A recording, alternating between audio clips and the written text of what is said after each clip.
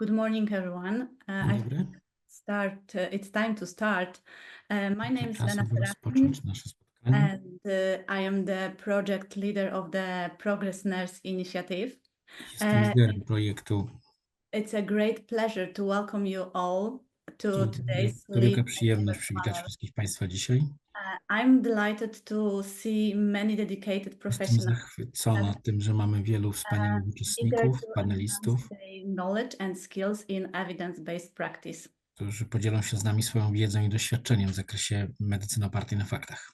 First of all, I would like to extend my heartfelt thanks to our esteemed experts Przede who wszystkim will chciałbym share podziękować naszym their ekspertom, insights and experience with us today. którzy podzielą się swoim doświadczeniem z nami dzisiaj.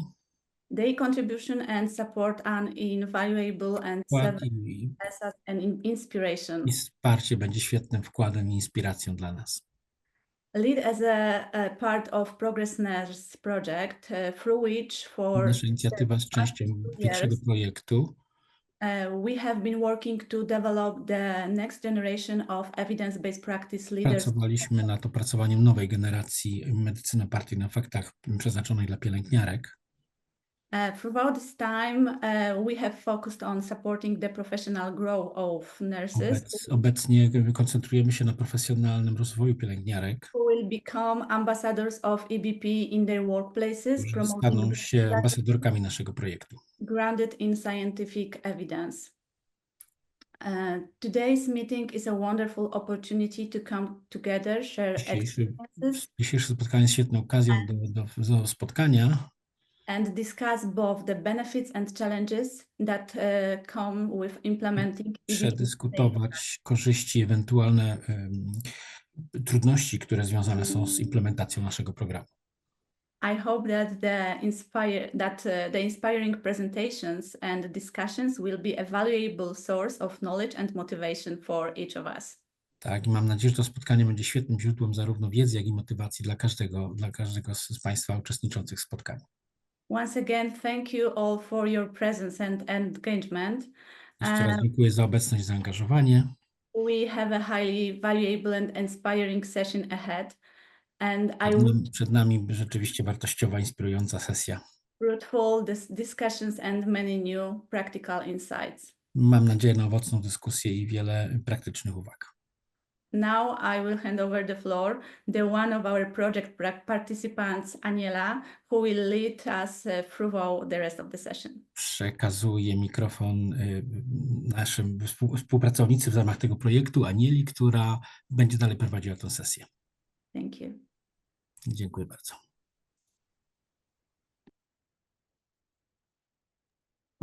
Hello, everyone. It's very nice to meet you here. Wielka przyjemność spotkać Państwa tu dzisiaj. So we will head to expert presentations now. Będziemy teraz mieli prezentację ekspertów. And for the first presentation. Pierwsza prezentacja.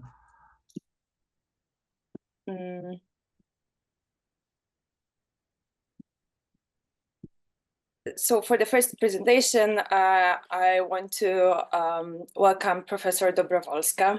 Witam Panią Profesor Dobrowolską.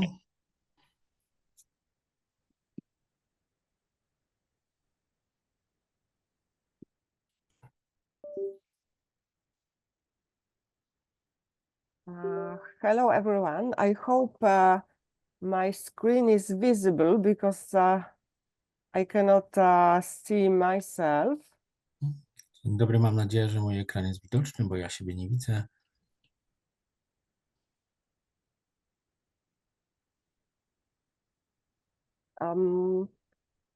Can I have a kind of feedback regarding this issue? Yes, it's perfect. It's perfect. Okay, thank you very much. Thank you very much. So first of all, I would like to thank organizers for this really kind invitation. This is my really big pleasure and honor to have this presentation and be in such a really great, distinguished company. So I was asked to talk a little bit about benefits and challenges of evidence-based nursing practice and to show a Polish perspective. Before I start, maybe I will say some words about myself. So I represent Medical University of Lublin, which is eastern part of Poland. I am a nurse from my background, but also a philosopher. I practiced many years ago, to be honest, as a long-term care nurse, and now I am fully engaged in carrying research and supporting young scientists. So to share with you some overview of my presentation, I would like to first start from some conceptual aspects dealing with definitions of evidence-based nursing practice, but very basic. Then I would like to talk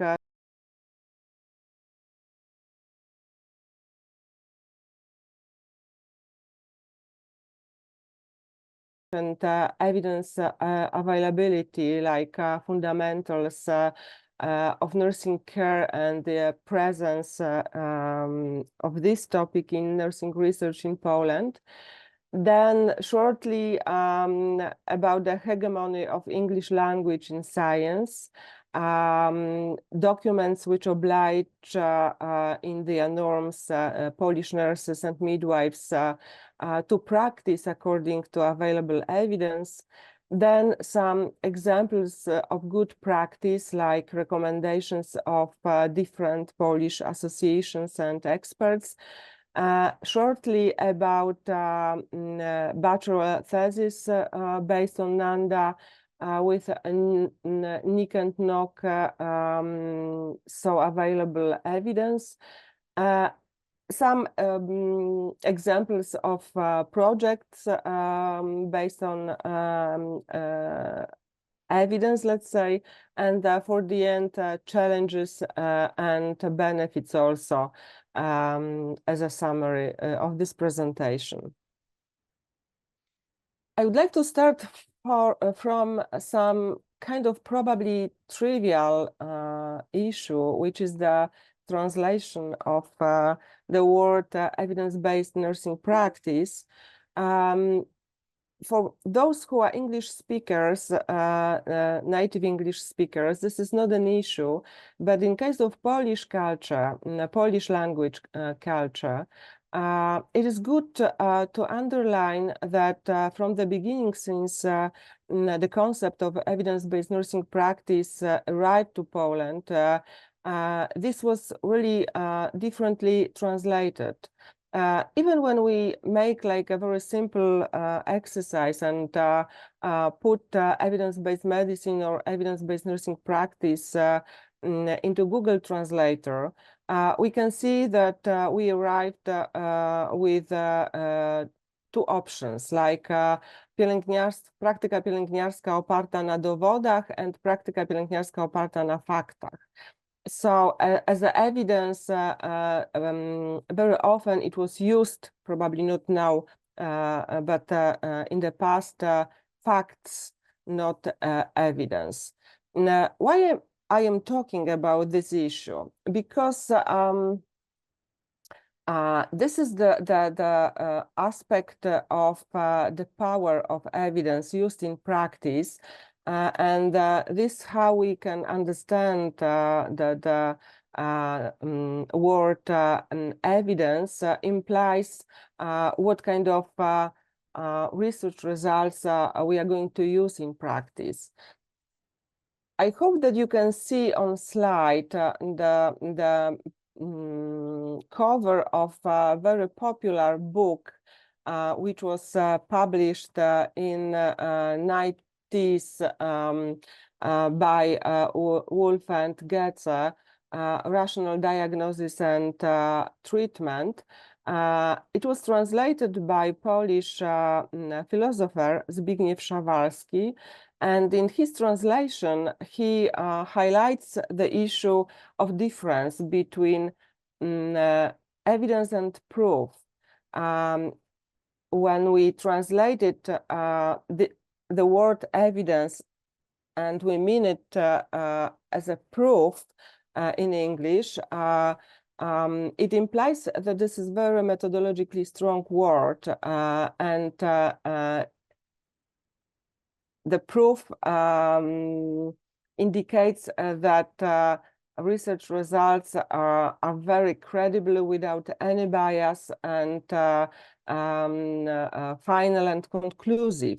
Whereas the word evidence means any credible, scientifically confirmed data, information, or even circumstantial evidence, which is for nursing and also for medicine, but also for social sciences, the case. So when we talk about evidence-based nursing practice and we use word evidence, we should understand it as using of credible, scientifically confirmed data. I hope it is clear enough. It is usually difficult to talk about differences in language, in translations of some concepts and words.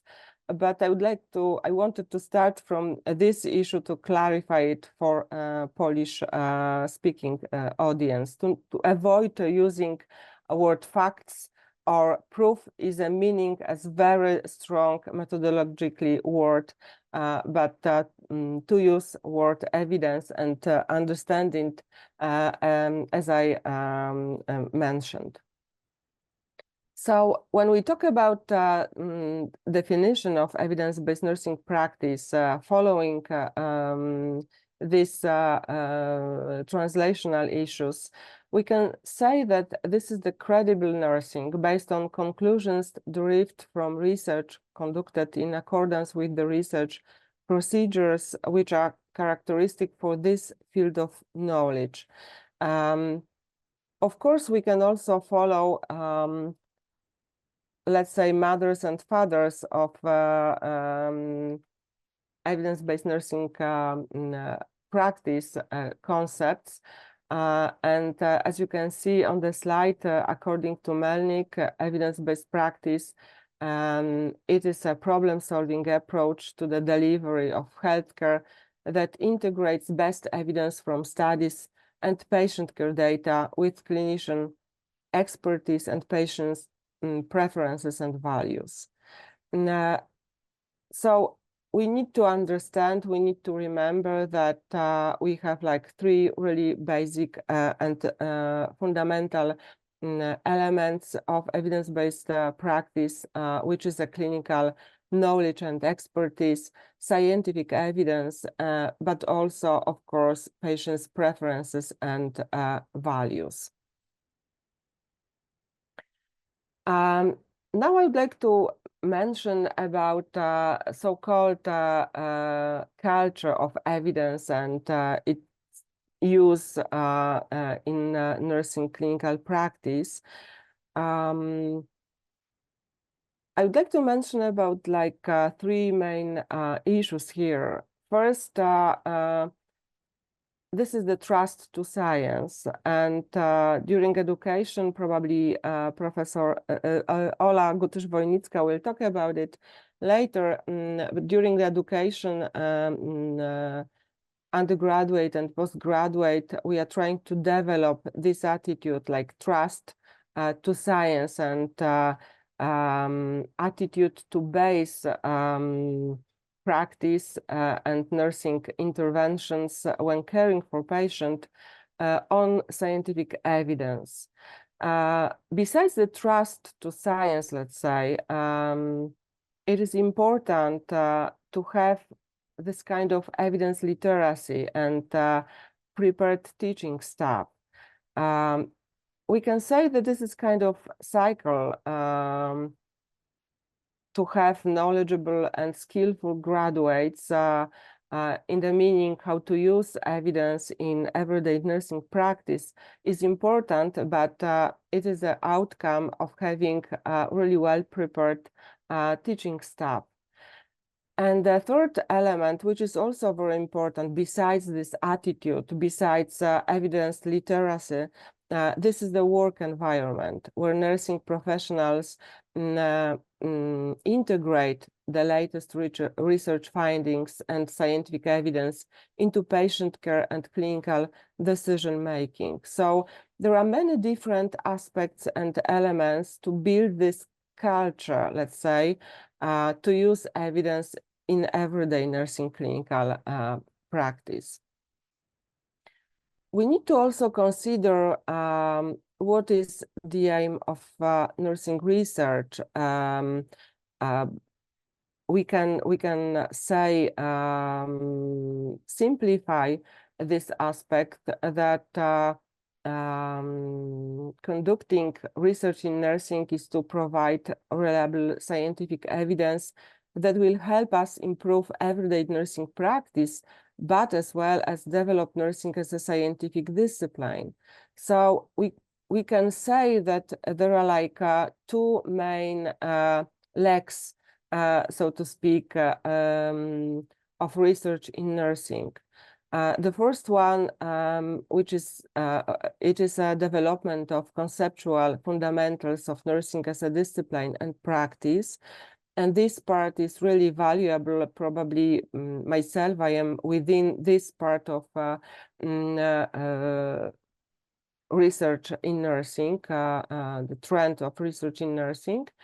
And the second one is aiming at improving practical clinical activity of nurses, including improvement of quality of nursing care. So with the more practical outcomes, changing everyday nursing practice. Of course, we can see very different priorities given by different organizations, nursing organizations. Just to give you an example, these are priorities given by European Nursing Research Foundation, which is the body which maybe not belongs, but very closely cooperates with European Federation of Nurses Association. So as you can see, for 4 years, priorities, priority research areas are positive practice environments for professional nursing, improvement of health outcomes in chronic practices, education and training of nurses in Europe, like development of advanced practice nursing, and the digitalization of the healthcare ecosystem with a specific focus on artificial intelligence. Considering evidence-based nursing practice, we would probably say that the second priority research area will come within this aspect, within this topic. But of course, not only, because in every this priority research area, so we can find some practical solutions which can help in nursing work, nurses' work. Another aspect which is really important, it is a trend, growing trend, let's say, so-called fundamentals of care movement and impact of this trend to patient safety and evidence-based practice.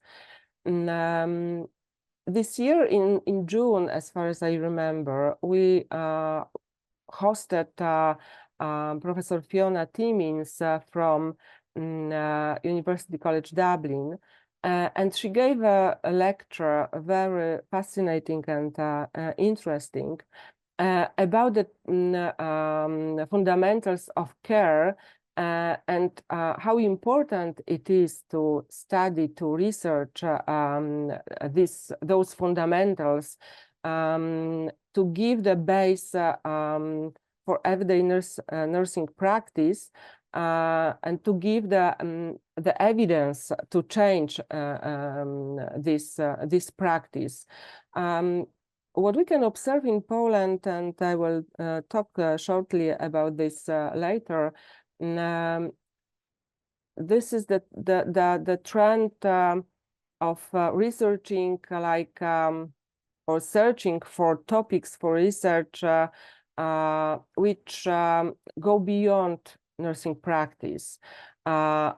One part, this is conceptual issues in nursing, but the second, we'd like to be very close to medical sciences or psychology or some other, let's say, scientific disciplines, but we are avoiding these very basic elements which are really important in nursing practice and really changing the outcomes of patients.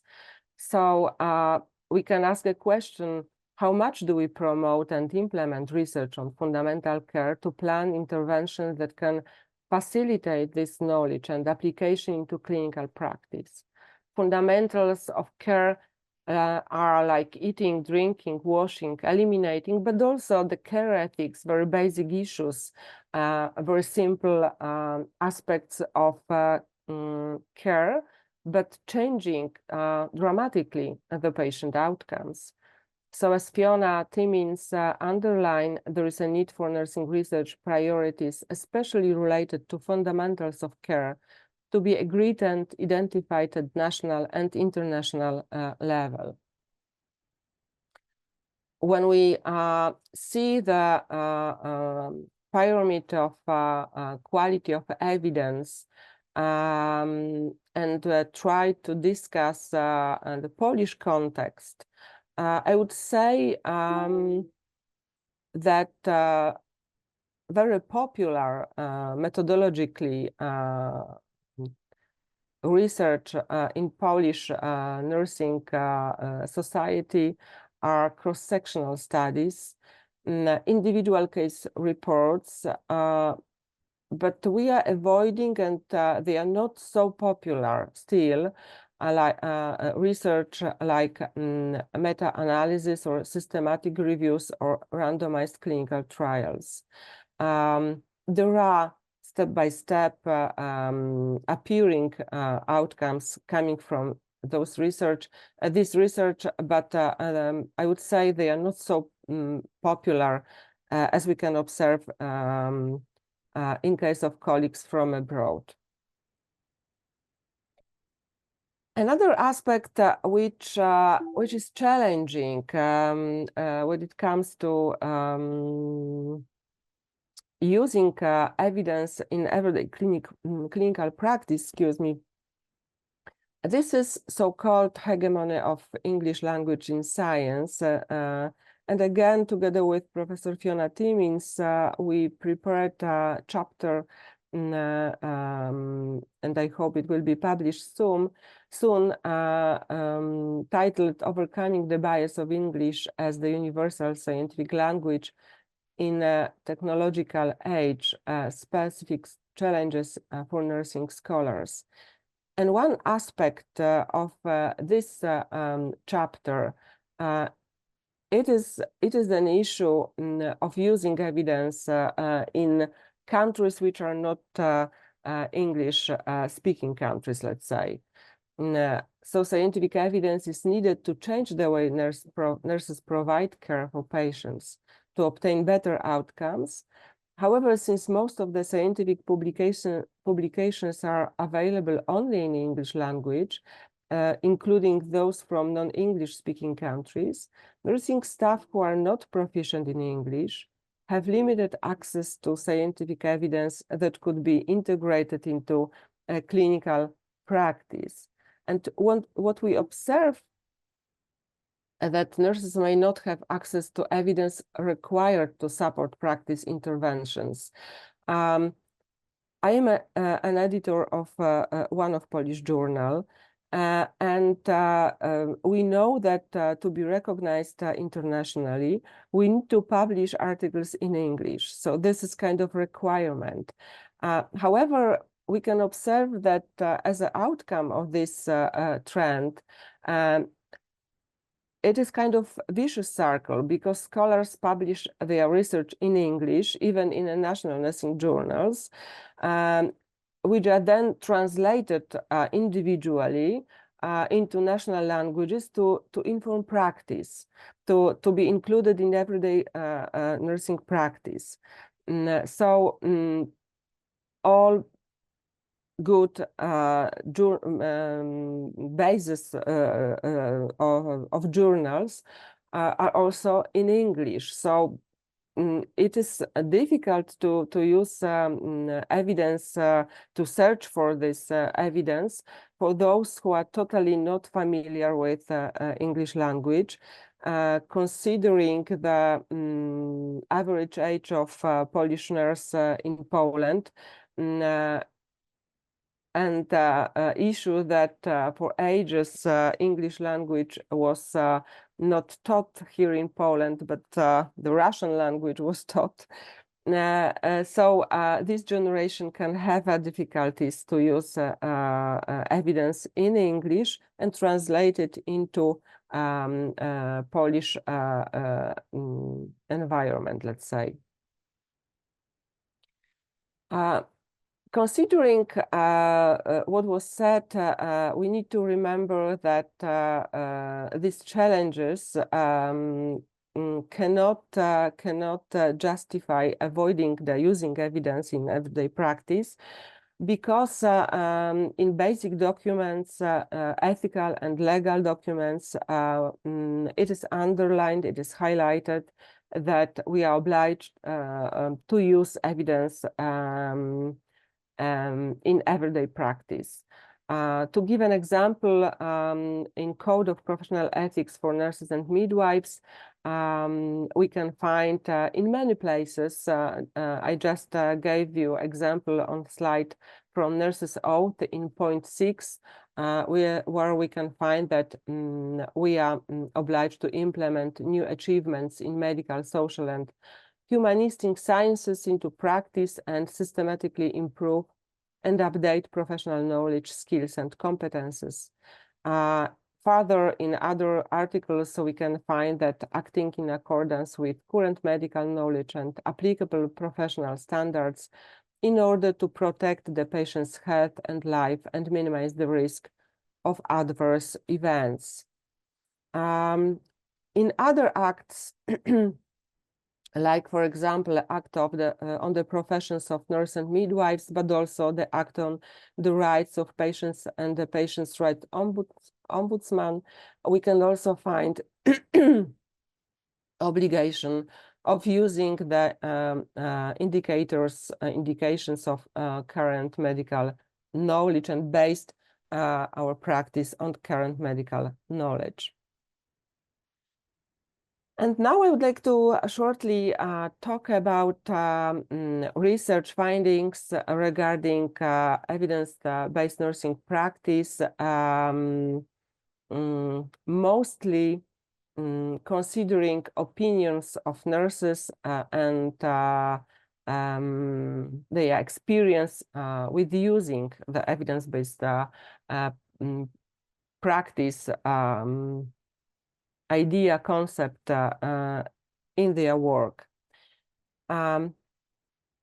First, as you can see on the slide, I would like to show you that most of the research are coming from last 10 years.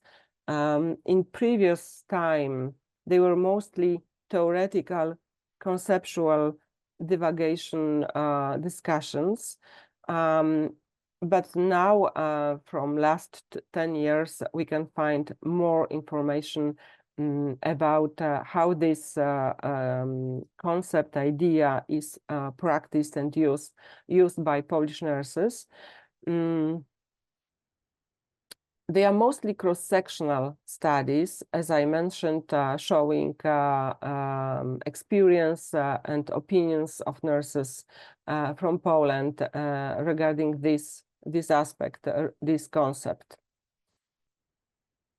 And here I would like to show you, discuss some outcomes, some results from this research, considering some kind of time frame. So as you can see, it doesn't matter whether the research is coming from 2014 or 2024. The outcomes are, let's say, sad, or the outcomes are very poor, because we can see that the level of knowledge of evidence-based nursing practice was insufficient. The boundaries limiting the use of the evidence-based nursing practice were objective, and they require system change with reference to the organization of work and the system of continuing education. So this is the example of conclusions from a study published in 2014. But when we take conclusions of the study from 2024, we can say that they are the same, because we can see that the application of evidence-based practice in the professional practice of nurses is at low and insufficient level. Nurses present a low level of knowledge related to this concept, along with the younger age, higher level of education, shorter length of service of the subject. The concept of evidence-based practice was significantly more frequently used in the daily practice of the respondents. So we can see that this research shows lots of actions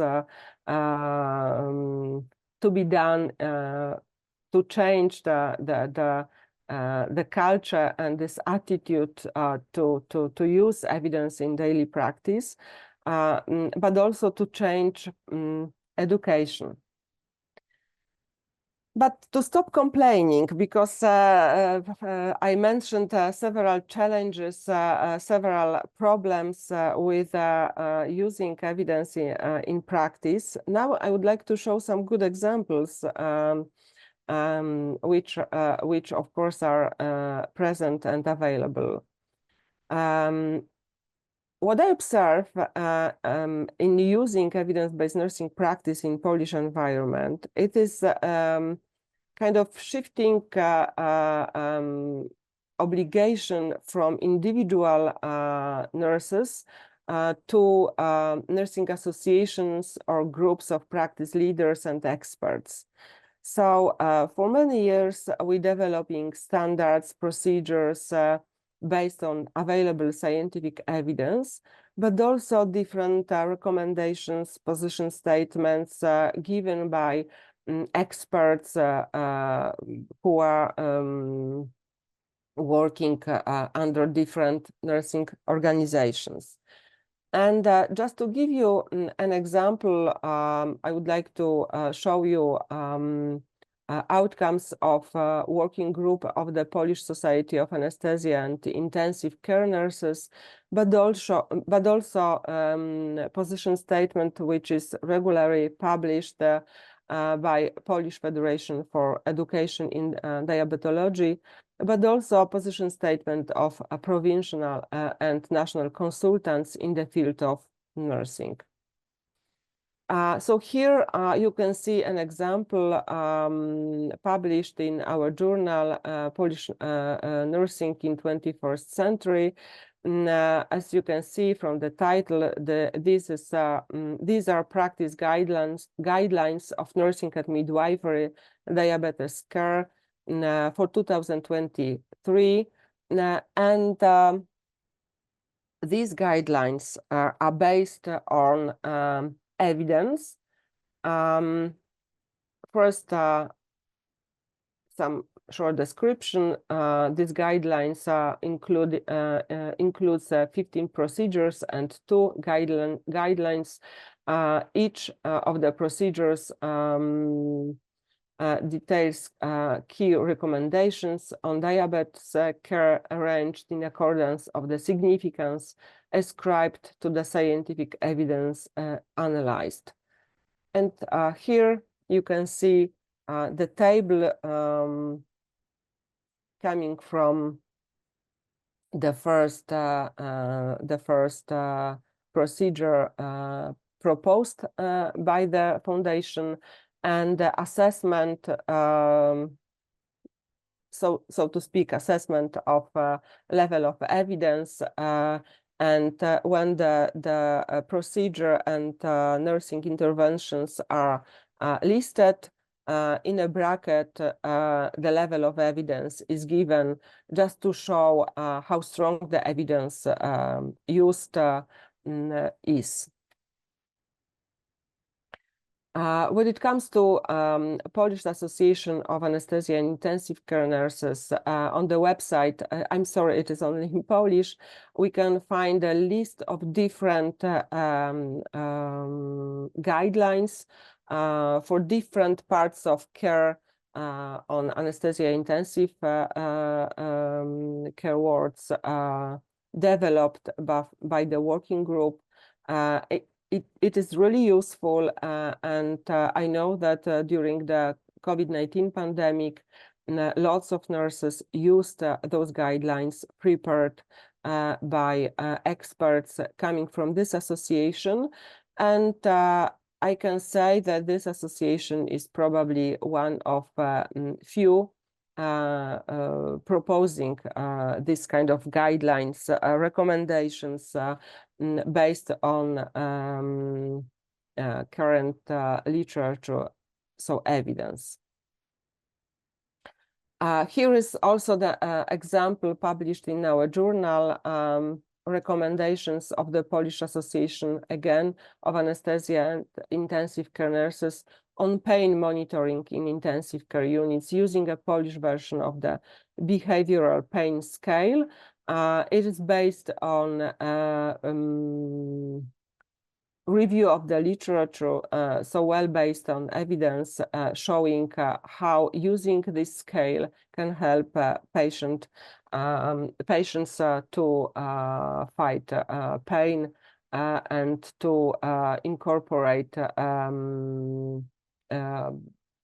good nursing practice in this regard, in this scope. One of the examples of good practices, it is also bachelor thesis preparation, at least at our university. So we used to require from students when they analyze individual case of patient chosen in the process of preparing this bachelor thesis, to plan nursing interventions using available evidence. Very popular was using NANDA classifications with a given ready evidence published, let's say, in NANDA proposition. In case they couldn't find the NANDA, they were asked to find available evidence in journals.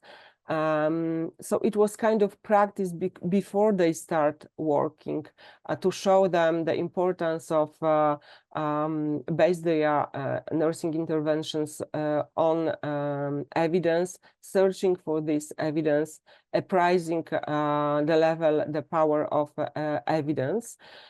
Unfortunately, sadly, regrettably, and Ola will talk about it later, our new standards resign from preparing bachelor thesis for the end of bachelor studies.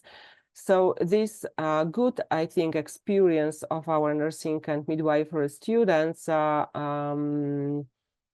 is lost, unfortunately. So we need to we need to make a big effort to work with students according to nursing process and planning nursing interventions with the evidence in everyday clinical training in placements, let's say, considering that there is no place for bachelor thesis anymore. And one of the example I am going to finish. I'm sorry, I'm probably too late. One of the example of good practice.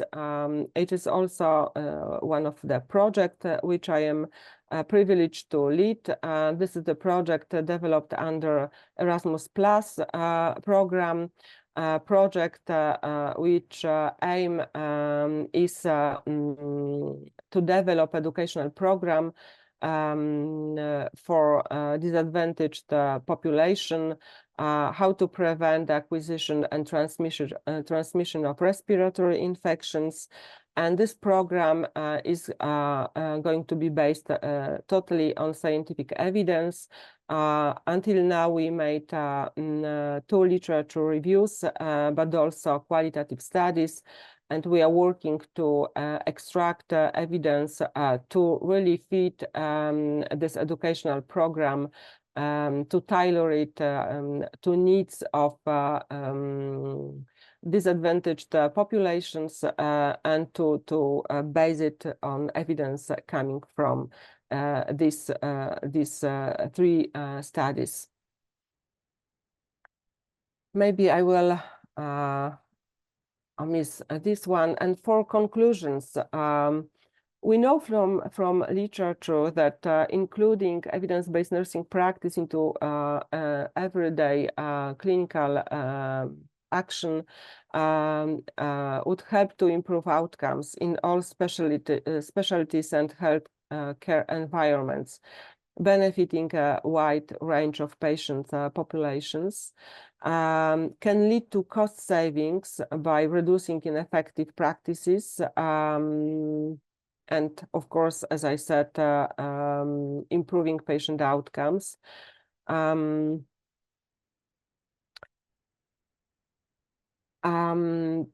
And also it is good to highlight that evidence-based practice is not limited to advanced technology or very complex interventions. As I tried to show, research considering very simple actions fundamental for nursing practice, included in daily nursing interventions, can change outcomes of patients. So as I wrote here on the slide, it often includes simple practical strategies for routine care, such as hand hygiene to prevent infections, early mobilization to prevent complications in hospitalized patients, and communication techniques to improve patient engagement, and many others, of course. But we need to change the attitudes of nurses to develop so-called cognitive curiosity, develop the habit of searching for scientific evidence, scientific results. And the most important, from my perspective, is to change education, training, pre- and postgraduate to make this practice possible. Thank you very much. That's it from my side. Thanks a lot, Professor Dobrowolska, for sharing those insights and perspective of evidence-based practice. I think that was a perfect start for our today's meeting, the rest of presentations and our discussion. And don't worry, we are perfectly on time, so everything is good. And now we will head to second presentation, and it will be about implementing evidence-based nursing problems and pitfalls. And I hand over to Professor Roger Watson for this presentation. Okay, thank you very much. I'll just share my screen, and thank you for getting my name right. For some reason it was Robert for a while, but my name's Roger. Right, let me share. I think, okay, I think that's okay. Somebody tell me if it's not okay, but unless I hear otherwise, I will assume that it's okay. Thank you very much for that first presentation, which was really, really excellent. A good background into the whole concept of evidence-based nursing, evidence-based practice. We use the terms interchangeably, and also particularly good insight into the process in Poland. I'm so old now, and I've been in nursing so long that I remember when I was in clinical practice, evidence-based nursing didn't really exist. In fact, I think evidence-based medicine was only developed when I was in clinical practice. That was a long time ago. What we used to talk about was something called clinical effectiveness, and I was involved in some initiatives a long time ago in the late 1980s, and this eventually became evidence-based practice, evidence-based nursing. So our first speaker, Prof. Peter, was quite right to provide a historical perspective on that.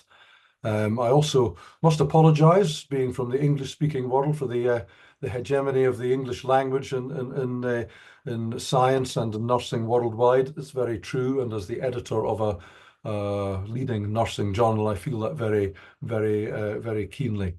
So I'm sure you've got something about my background. I'm Roger Watson. I'm based in the United Kingdom. I am honorary professor at the University of Hull in northeast England, which is where I used to work, but I now have positions both in mainland China, and my professorial position is in Hong Kong at St. Francis University. So I've got various positions that I hold in various countries. I've just come back from 4 weeks traveling around the world. I've caught an incredibly bad cold, so I might have, as said already, I might have to mute and cough a few times as I'm going through. So thank you very much for the invitation. I feel very honoured. I don't consider myself particularly to be a particular expert on evidence-based nursing, but I have made some comment on it in various places in the past. And my opening slide here with the various mobile phones, from the early ones down to the most recent models, which are a little bit like the ones we use now, is meant to really demonstrate that evidence is dynamic. It changes. What we think is good evidence one day is often not good evidence the next. So I think we've not got to be complacent when we're dealing with evidence-based practice, evidence-based nursing. What we consider one day to be crystallized and shown to be good evidence may well change. I think we've got to be open to that sort of dynamic. So I was asked to address some of the other sides of evidence-based nursing, and I've called this problems and pitfalls. So some of this is going to seem a little bit negative, but I just want to show that implementing evidence-based nursing, or any kind of evidence-based practice, isn't always as easy as people think. So what I want to do is look at the problems and the pitfalls here. They're much the same thing, but I've divided them up into the problems being one of the one issue, which is just an issue of nature, basically, which is that of regression to the mean. I'll explain what I mean in a minute. Also, you may think this is an unusual statement, but on the whole, I think patients and the general public are not particularly influenced, or perhaps I should say maybe concerned about evidence. Some are. I mean, people do go to the internet to look up things about medical procedures and whether it's worth having that procedure, what the risks are, what the side effects are. But I think with the sort of work that we do in nursing, it's a little bit invisible to people, and I don't think they are influenced. But I'm also going to demonstrate with a couple of slides how I think the general public, and very often our patients, are actually not influenced by the evidence. They don't really they're not really that concerned about it. And many of the things that are done go against evidence or carried out without evidence. Some of those you might find controversial. And of course, there are varying sources of evidence. There's not just one place in which we can get evidence. There are varying sources. And our first speaker has already indicated to some extent the places we go to find evidence. The pitfalls, which I'll deal with fairly briefly at the end, first of all, are economic. Evidence may be superb that something is an effective way to do something, but of course, if we can't afford this, and those of us who work in nationalised health services are dependent on the money that is provided by the government, and people working even in private hospitals are dictated by the budgets in the hospitals, not everything that is effective can necessarily be done. And then finally, I think a more sinister aspect to this is the political pressure that can drive towards or even away from evidence-based practice. And I've got, say, one very good example that comes from my area of work, and a couple of other things that I want to show that despite the evidence, practice simply doesn't seem to change. So these are some of the problems and some of the pitfalls. Now, again, our first speaker has covered this to some extent, but what counts as evidence? Well, we very easily give a very sort of cliched answer to that what counts as evidence is the outcome of systematic inquiry. Basically, we do research which provides evidence, and then we look at the other aspects of that in the context of our practice, and we come up with evidence, and then we come up with evidence-based practice which incorporates that best evidence into it. So we all know how we find that evidence. We do experimental work. So we divide people into control groups and interventions, and we try to see what's effective. And of course, this slide is not meant to be serious. We know some things will work better than others, probably without doing experiments. And of course, there are other ways of gathering evidence as well, from survey research and to some extent from qualitative research, although I think qualitative research doesn't so much gather evidence as gathers experience, but that's a very important aspect of all this, that we must take account of how our patients and even how our fellow practitioners feel or how they react to using evidence. It isn't just a matter, as I'm sure everybody here knows, of saying this is the best research available, therefore this is the best evidence, and we're going to do it. There are all sorts of other problems and exigencies that exist around that. So even if we do an experiment like the one in front of us, one of the outcomes that I want to deal with first of all is this concept of regression towards the mean. And I think that some of us don't. Some of our colleagues don't always understand this concept well enough, and it's another of these concepts that I think the general public and our patients often don't understand enough. And you know perfectly well that if we do an experiment, this is a medical example, but there are plenty of examples of meta-analysis of nursing interventions these days. This is just a particularly useful slide to show, but you can see instantly from that the line of no effect, which is the one in the middle, numbered 1, that's the odds ratio of 1.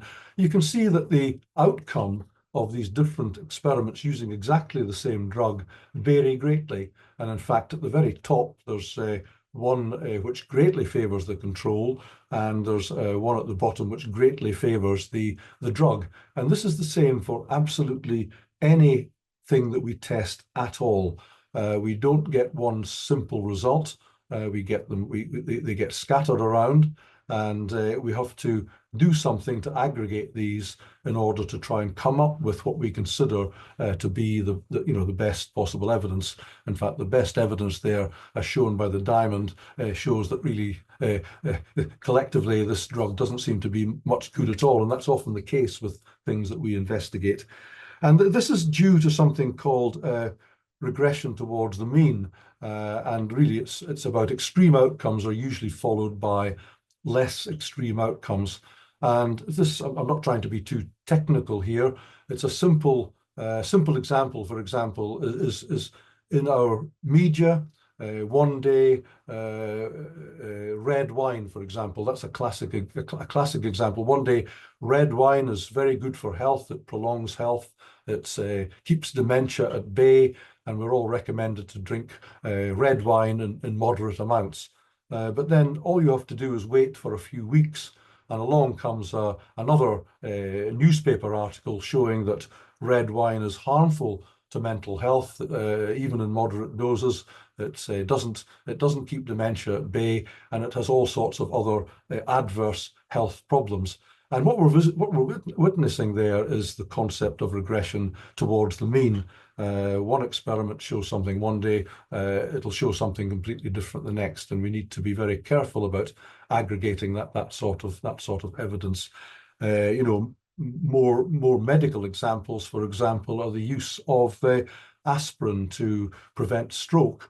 But you know, aspirin is shown in various studies to either be effective at preventing blood clotting and stroke. In other studies, it's shown to be completely ineffective at doing this, and yet in other studies, it's shown to be harmful. So even in the use of very common medications like aspirin, we find it's difficult to come up with very clear evidence of where the lines of effect lie. So how much more difficult with the kind of things that we do. So I just wanted to bring that up to show that evidence often changes. One experiment will not be enough to show that something works, and very often colleagues don't really understand this concept. They find one paper which shows maybe what they want and completely ignore the other ones that don't. And of course, the general public becomes very susceptible to the extreme outcomes that are reported in the newspapers. So in order to overcome that, we try to synthesize evidence in such ways that we give a higher regard to particular kinds of evidence. And our first speaker showed this pyramid, the levels of evidence pyramid, with which I'm sure absolutely everybody present is very familiar. Again, when I was starting out in my life as a nurse, having trained as a biochemist beforehand, I was very familiar with the concept of experiments. And at the top of the evidence pyramid sat randomized controlled trials. This was before people did systematic reviews with meta-analysis. But now, of course, we put systematic reviews with meta-analysis at the top of the evidence pyramid, simply because they're the way that we deal with and take into account the concept I spoke of already of regression towards the mean. So we have a clear idea as professionals where the best levels of evidence lie, which sort of publications we should go to find this evidence. And we know that. But unfortunately, sometimes our colleagues, and certainly, as I've said before, the general public, and I'm not trying to denigrate the general public, I'm just trying to say that they're not familiar with these concepts. Sometimes they don't really care. You know, there's often, when you provide evidence, a sort of so what? What does that mean? People are driven by experience to say this something worked for them, and therefore they're quite willing and often willfully ignore the evidence. And again, I hope I don't upset too many people. I'm sure I might upset some of you here when I share the next slides. But if we really believed in evidence, if evidence really influenced practice and influenced people's way of seeking treatment and seeking advice, and even seeking advice from us professionals, where we wouldn't be using things like moxibustion, although I know it's been shown to be effective in breech births, but I'm not sure why that is. But we certainly wouldn't be using things like Reiki therapy, where there's actually no physical contact made with patients. It's all to do with mythical and mystical energy levels, which I frankly don't believe in, but others may. And again, a very controversial example, but one which we nurses promoted during what I heard the previous speaker refer to as the pandemic. If we adhered to evidence-based practice as provided in the best evidence from the Cochrane reviews, we would not use face masks because they've been shown to be completely ineffective at preventing the spread of respiratory illnesses. And that doesn't just include the kind of face masks that we see here. This also includes N95 and P2 masks, which are more like respirators. There is no good evidence for their effect. You may say, well, they're not very harmful, but indeed they do harm breathing, they do harm people's skin, and they cost a great deal of money. However, so in the face of no evidence, and you can read the latest Cochrane review and you can read the previous ones, all of which say the same, we promoted the use of masks and we still use them in hospitals, despite the lack of evidence. So again, I know that's a controversial example, maybe picked up on that later, but I'm quite willing to defend that. So my point is that evidence or lack of evidence, whichever way you look at it, doesn't always find its way into practice. And not only does it not find its way into practice, it becomes a plank or a cornerstone of public health policy. And again, I think we need to think about why that might be the case. And of course, very often it's political.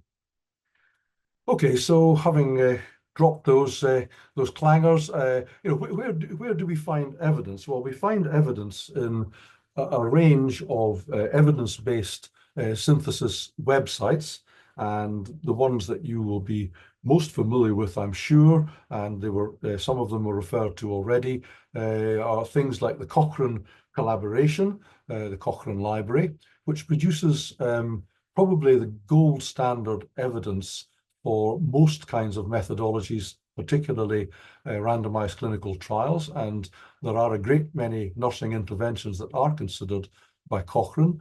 You can find the evidence or lack of it for many there. The difficulty for practitioners with the Cochrane collaboration is that it doesn't provide advice on how to implement evidence. It simply says, this is the evidence from research. Then, again, I'm sure you're familiar with the Joanna Briggs Institute from Australia, which uses remarkably similar methodologies to the Cochrane collaboration, but does provide advice on what the best practice might be. The downside of the Joanna Briggs Institute is that it costs money to read online, to read their recommendations. It also costs money to participate in doing their studies according to the Joanna Briggs method and to be able to badge it as Joanna Briggs. So there are differences between these two. There's long been talk of a merger between the two, but the financial aspects of the Joanna Briggs Institute are just not suitable to be merged with the Cochrane collaboration. Then I'm not sure if you're aware, I mean, there are other evidence-based sources in different countries, but in the UK at the University of York, we have the Centre for Reviews and Dissemination. And this is very well worth taking a look at for two reasons. One, it's free. They provide a comprehensive manual of how to do reviews for this particular organization, and they produce advice which online, or they produce evidence online, which covers a great deal of nursing practice. And while they don't provide specific advice, they do use other methods. They don't just go for using the best clinical trials. They incorporate other levels of evidence in there. So it's a little bit more real world evidence than perhaps the Cochrane collaboration is. And then finally, again from the UK, but I know this has an influence internationally because I keep bumping into the concept in other countries. We have the National Institute for Health and Clinical Excellence, which is probably the ultimate body in the UK for providing the evidence that should be used by medical staff, by nursing staff, by allied health professional staff within our National Health Service in the UK. But as I'm going to point out soon, therein lies a problem because it is a government organisation and a political organisation. So that's a sort of overview of my view on what evidence is, what some of the problems with using evidence are, and where some of the evidence is available. Now to look at a definition of evidence-based practice, and then to look at what I would see as some of the pitfalls. Previously, I've been looking at some of the problems. Now I want to look at some of the pitfalls. That's a pit into which you might fall, by the way, meant to represent the pitfall. So again, if we're asked what evidence-based practice is, we all have our favorite definitions. I mean, it says here, integrating individual clinical expertise with the best available external clinical evidence from systematic research. And it's the integration of clinical expertise, patient values, and the best research evidence into decision-making processes for patient care. So, you know, the patient does play a very important part in this, not only the acceptability of certain evidence and treatments for them, but also if it's likely to work, because not everything works for everyone. So we see this Venn diagram here with the clinical expertise, the best available evidence, and patient preferences, all integrated with the center of the Venn diagram with the evidence-based practice at the middle. Very theoretical, really, and very and the extent to which this is true will probably vary between different countries. I think in the United Kingdom, the patient preferences are probably very high on the agenda. But I think in other countries which are probably more medically dominated, and I work a great deal in the Far East, clinical expertise would probably dominate this. You know, so it's theoretical, but it sort of represents the best possible, or the best idea that we have about evidence-based practice. And I can't leave that particular diagram without pointing out that it's a Venn diagram. I live in Hull in the northeast of England, and John Venn was born here. So the Venn diagram is something that was invented in my city, one of the things that we're probably more famous for, but not many people actually know it. But in my university here, they have a building called the Venn Building. So I'm going to reproduce this again to show what I think are some of the influences on this. You know, we may well have a setup or an organization or procedures where we can draw in clinical expertise, where the best available evidence is made available, and through which we do take into account patient preferences. But there are still things which influence this. Of course, I've mentioned it already, money influences this. The best available evidence may be far too expensive to implement. And of course, with budgets and health being just another commodity at the end of the day, we have to take economic exigencies into account. And I think that is one of the things that we often don't consider. I think that should probably be, although you can't really add a fourth circle to a Venn diagram, it becomes too complicated, but there probably should be a fourth circle there which shows, you know, says, is this affordable or not? And that's often where evidence-based practice comes to a pitfall, because it's just simply not affordable. For example, we know that if we, it's much easier to use medical examples. We know that if we screened every single man over 40 using an endoscopy for man or woman, but particularly men over 40 or over 50 using endoscopy, we could diagnose and we could prevent all colon cancer. But of course, it's far too expensive and far too invasive to do that. So we use other screening methods for that. You know, so you know, we know what would be effective, but we simply can't afford to do it. Political pressure, and I'm going to come back and give a very concrete example of what I mean by the political pressure that sometimes drives the implementation of evidence-based practice. There's a very good example from the UK, and then I want to look at you know, the next thing, which of course is fear, is that we often changing practice can be very, very difficult for colleagues, changing it away from the standard you know, way that we've always done things to something new. And this takes me right back to my days of being in clinical practice as a staff nurse, and particularly as a charge nurse or ward manager, and trying to implement evidence-based practice around many of the common things that we did with patients, and I'll come to one of those in a minute, and just finding that people were afraid to do that, because we'd always done it this way. If we change it, we're not sure what's going to happen, despite the evidence. A medical example is the use of early warning systems for predicting whether patients are likely to need intensive care or not. These algorithms that are used in various parts, particularly of the National Health Service, there is no evidence, or very little evidence, of their effectiveness at all. There have been no studies of the use of early warning systems looking at the receiver operating characteristics of whether these actually predict intensive care admission or not.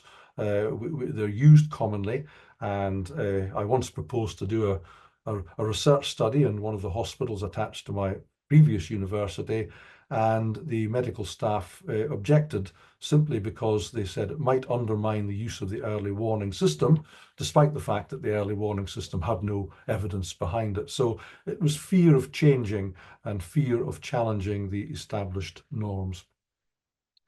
So I don't have any examples of the economic influences, because that's obvious. You know, there are examples where we simply can't implement things. But one of the most, to me, glaring and really, I think, disgraceful from my perspective, was the decision. Well, first of all, the UK government decided on the basis of the evidence not to prescribe anti-Alzheimer's drugs freely. My area of research is, excuse me, I need to take a drink. My area of research is Alzheimer's disease and nutrition and feeding problems, and I worked with patients with Alzheimer's disease when I was in clinical practice. And the initial decision by the government, through the National Institute of Clinical Excellence, was not to prescribe anti-Alzheimer's drugs freely. And I supported this decision, as did many people, simply because the evidence was not there that these were effective. They have very minimal effect on cognition, very short term, and they only work in the very early stages. The outcome is inevitable, and these drugs are very, very expensive. Plus, they have pretty dreadful side effects as well. They're anticholinergic drugs, and anybody who knows about pharmacology will know the effects of those. They can lead to a great deal of confusion, dry mouth, and all sorts of problems that exacerbate the problems of dementia. So that was the government decision at one point. However, protests by the public and the Alzheimer's Association, which is a charity, put pressure on the government to reverse that decision. And the government, despite the evidence that these drugs were not very effective, were very expensive, and had potentially deleterious side effects, the government decided to change.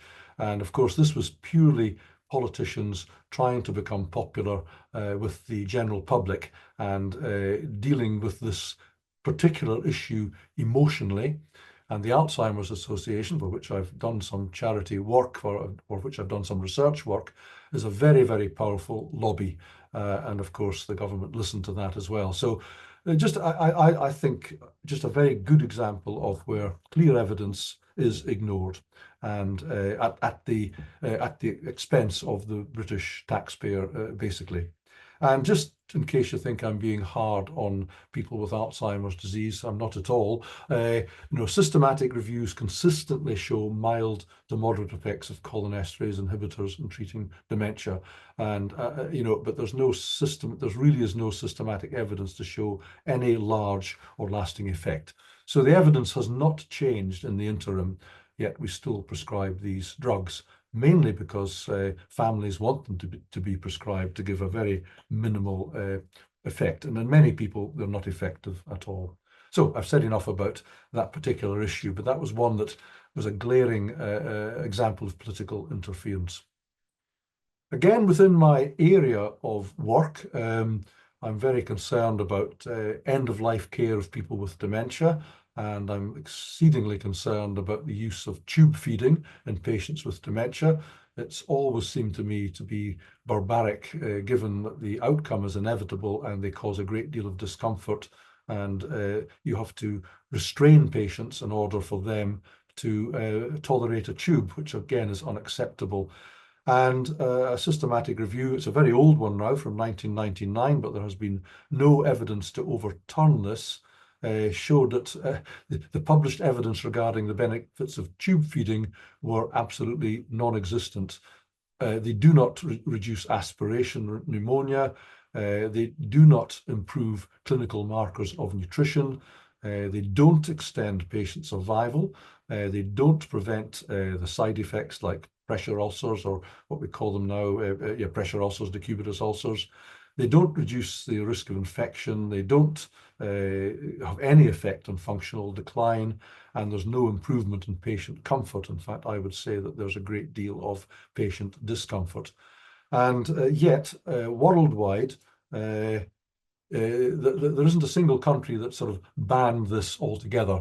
In the UK, tube feeding for people with dementia is not advised. Across Europe, the best advice from the EU evidence base is that it's not advised.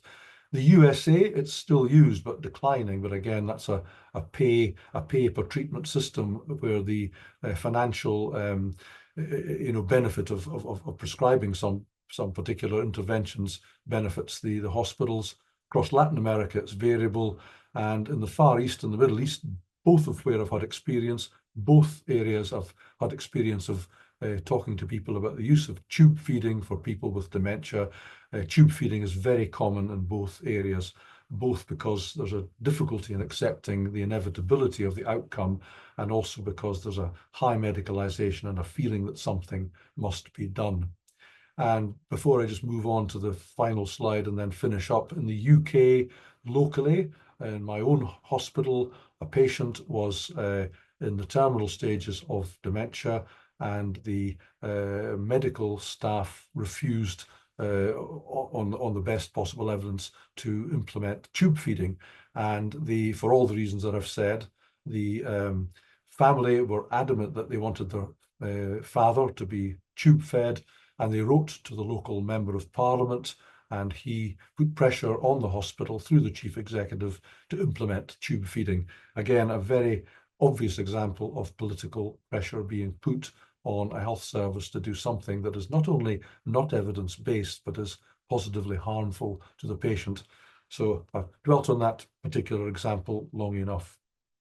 Another area where the evidence is completely against the use, there is nothing whatsoever to recommend the use of hospital cot sides. They're exceedingly dangerous. They can come down, and patients have ended up with amputations. Patients have ended up being strangled. If a patient climbs over a cot side, they're going to fall twice the distance to the ground that they would out of a bed. And I have actually had experience of implementing the cessation of the use of cot sides in a hospital, and our falls went down dramatically. They didn't go up. So that was one study, but I know that cot sides are not recommended, and there's lots of research from the US and other countries to show this. However, walk into a hospital in my country, whether it's an acute or a long-term ward or a care of the elderly ward or whatever, and you will see cot sides being used all the time, and it's really difficult to get nurses and doctors to stop using them. So that's another example of where the evidence is not only not in favor of them, but absolutely against them, and they are still used.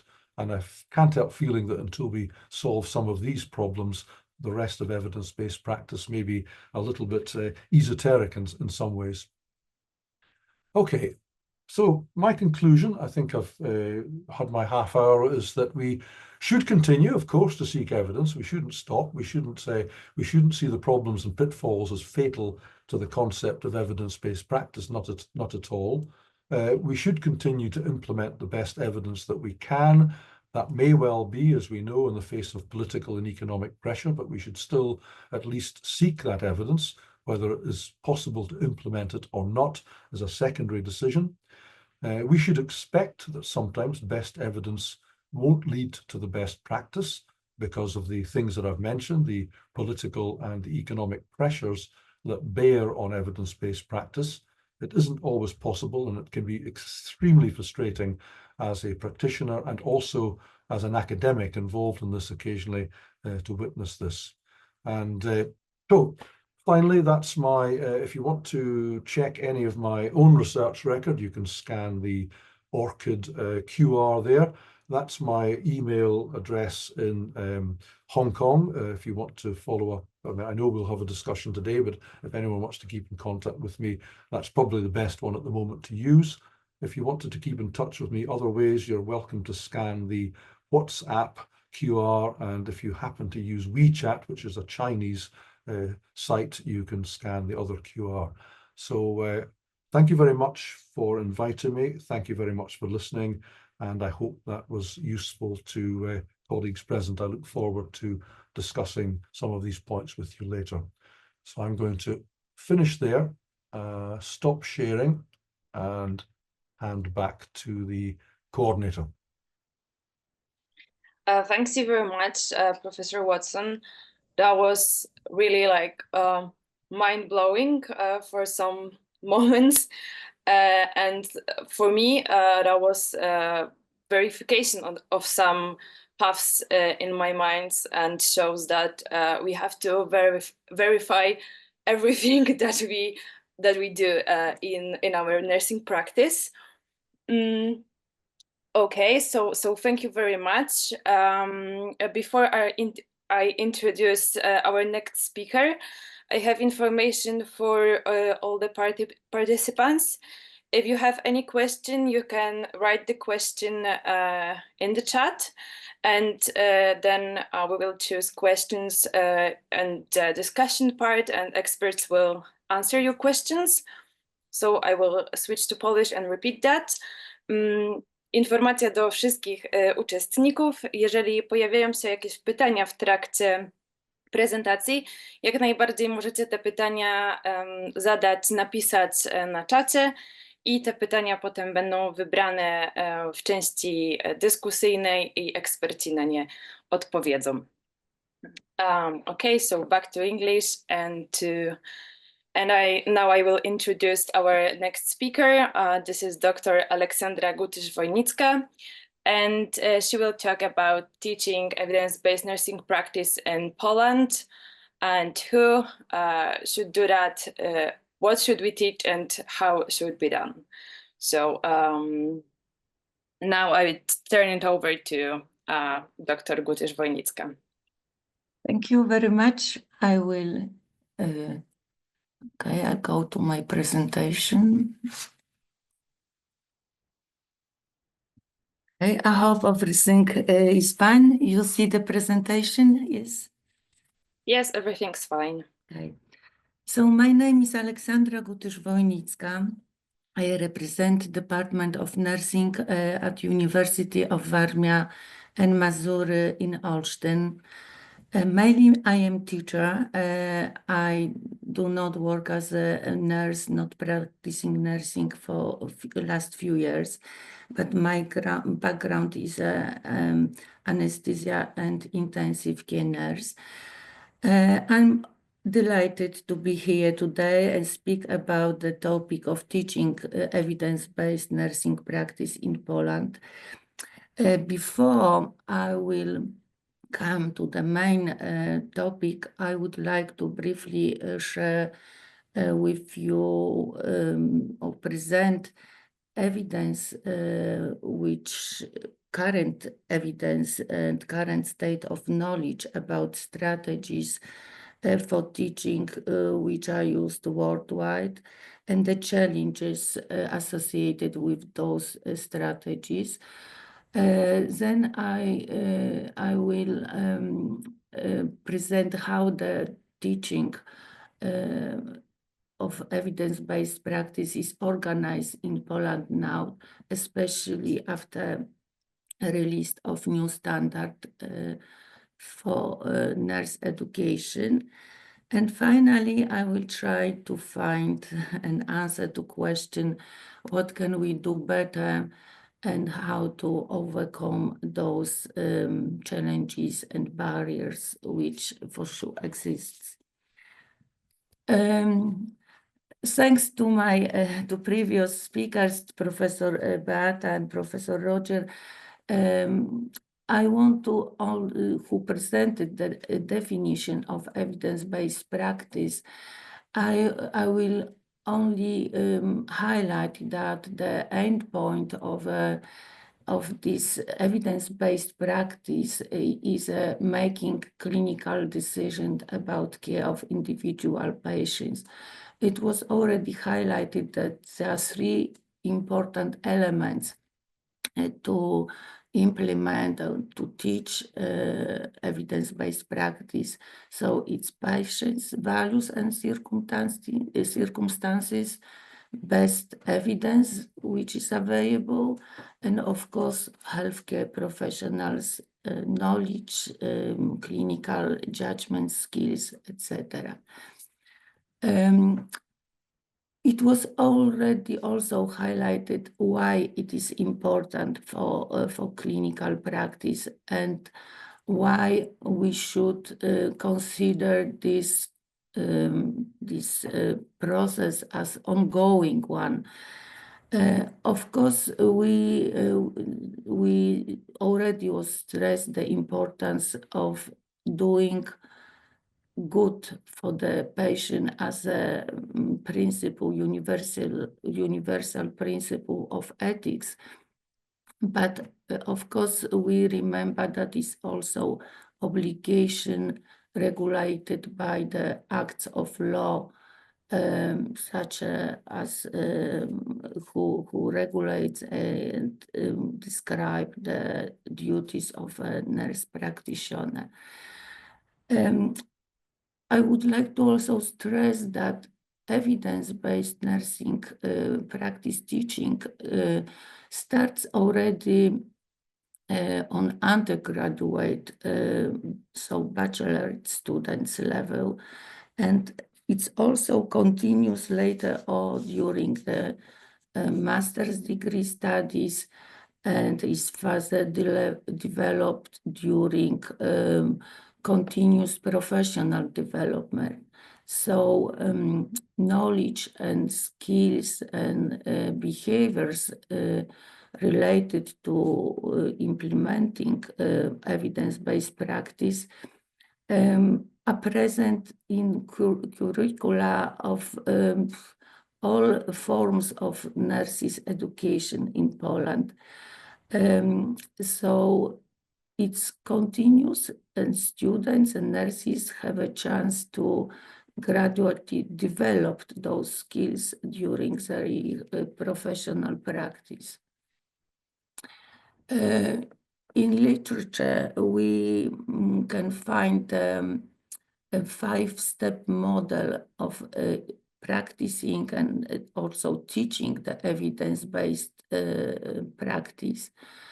This model was recommended also in consensus statement, say, formulated by the Sicily group during the second Congress for Teachers and Developers of Evidence-Based Practice. These models shows steps one by one, which describes the skills and knowledge necessary to develop and to develop practice and to be ready to implement this evidence practice in everyday clinical activities. So the first step is formulating the clinically relevant question. So translating the necessity to the answerable question. A second step is ability to systematic retrieval of best evidence available. So the next one, critical appraisal of evidence for validity, clinical relevance, and applicability. And the next one, the practical one, application of results in practice. And the last step is evaluation of performance. Also, we have a set of core competencies in evidence-based practice for health professional, also developed by authors here. The Abikani was the main authors. This set of competencies, core competencies, was published in 2018. And this set consists of 68 of competencies, but all of them were grouped in the steps related to the 5 steps model of implementing and teaching evidence-based practice. Additionally, those set of core competencies includes so-called general competencies, which healthcare professionals should possess to successfully implement evidence-based practice. So sample of these competencies, the general competencies that professional healthcare or nurse or student should understand actually what the evidence-based practice means, recognize and rationale for evidence-based practice, identify the preferred order of study designs for each clinical question, and of course practice, knows and practice 5 steps of evidence-based practice, and understand the differences between research conducted to inform clinical decision versus conducting research. So those are the general competencies, but of course those set can be let's say prescribed or be connected with each step individually. So for first step, if we look in particular competencies or skills of knowledge, the students are expected, for example, to identify different types of clinical question, convert this question to structured answerable question, clinical question using PICO or other structured question, recognize the importance and prioritizing uncertainties or knowledge gaps in the practice, and any other. So those core competencies developed, formulated and published in literature can formulate the basis for all teachers or other person who develop curricula for nursing programs at different levels of nursing education. The same for the second step of the model for teaching evidence-based practice. Second step is searching for the best ability to search for the best available evidence.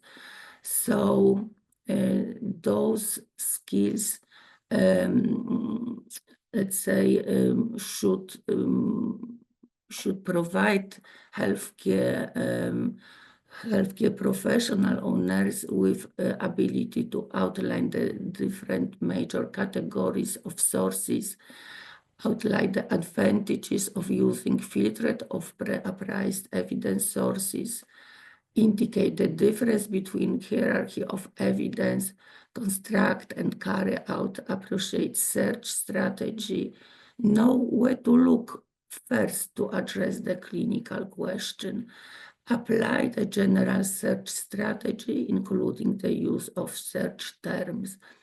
So this is the skills and abilities to successfully search, use a database, know where to look, because this is the, let's say, one of the most important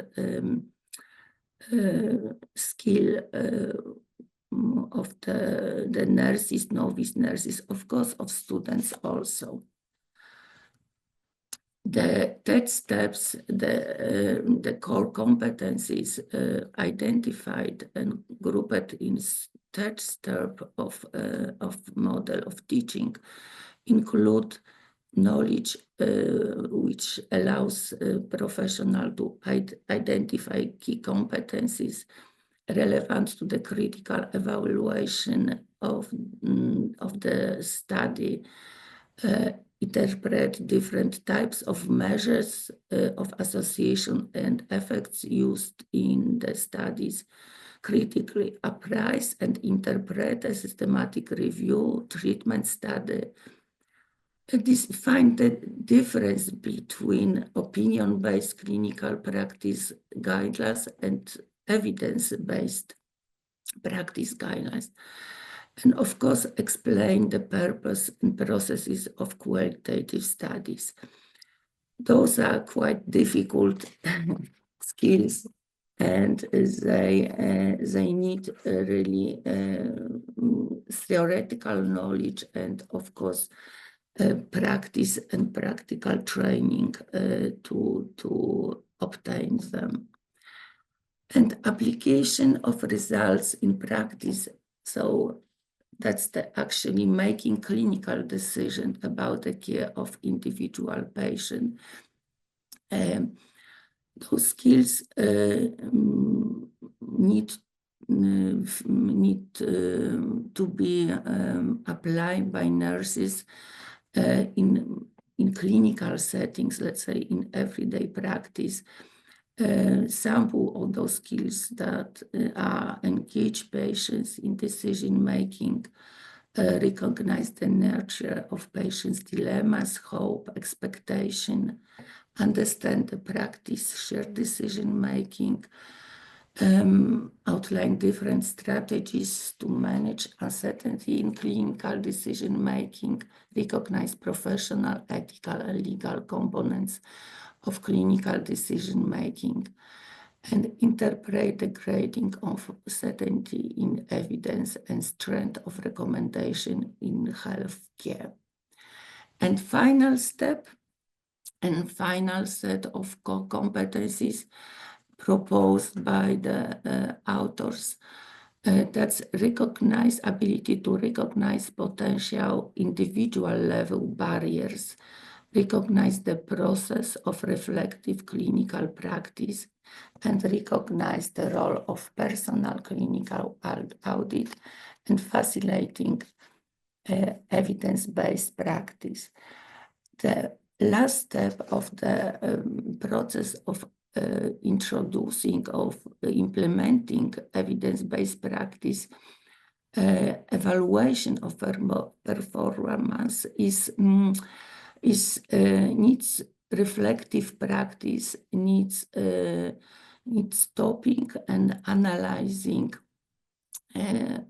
own barriers, and it's actually difficult and needs really good preparation during the studies, and needs also experience to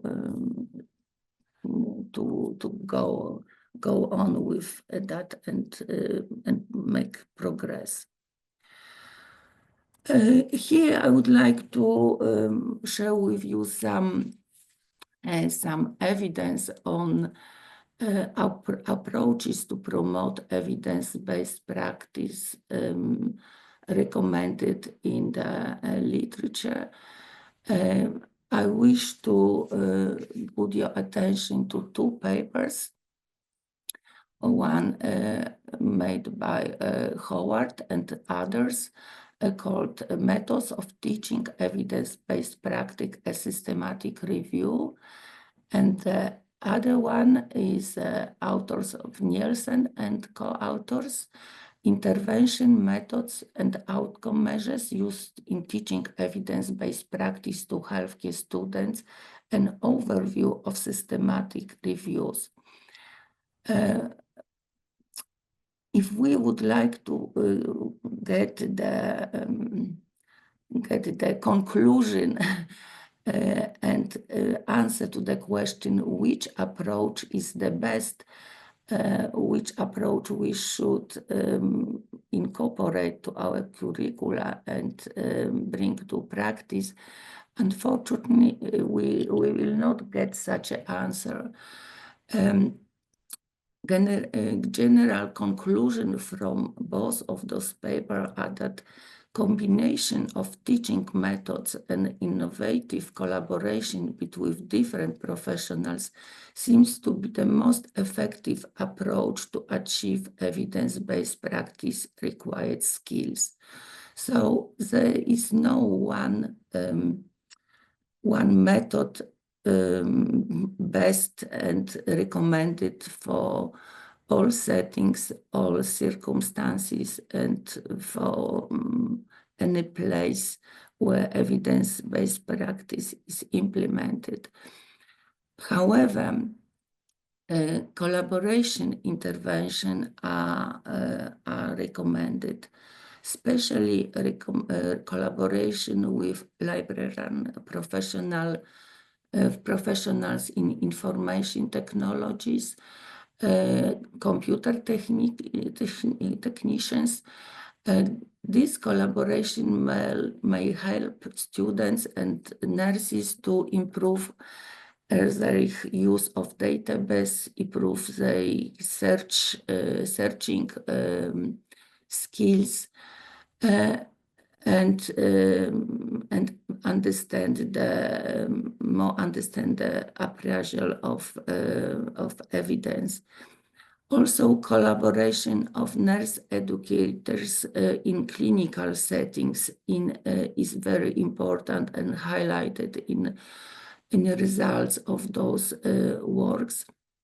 And to bridge the gap between theory, between knowledge taught in the classroom and the clinical settings, it's a difficult task, and some nurse educators should cooperate as much as possible with clinical nurses in the environment where the students having the practical training. So collaboration between faculty, library, clinical institution, teaching institutions is the one of way which shows positive effects on increasing and developing skills needed to implement evidence-based practice. If we talk about educational intervention, there is also not one best method recommended. The combination of different methods may be as effective, depends on the settings, depend on the possibilities and other factors which can affect this the faculty or the institution, teaching institution. So different kind of teaching methods were used: lectures, assignments, discussion, small groups work, problem-based learning, project, journal clubs. Similar results are also reported by Hornet, who published in 2018 the results of thematic review on strategies for teaching evidence-based practice in nursing education.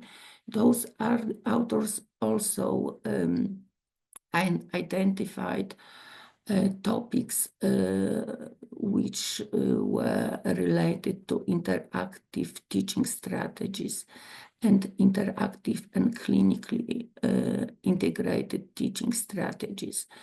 So results also shows that clinical assignments based on collaboration with healthcare professional in clinical practice is quite often used as a teaching strategy by many teachers and many teaching institutions.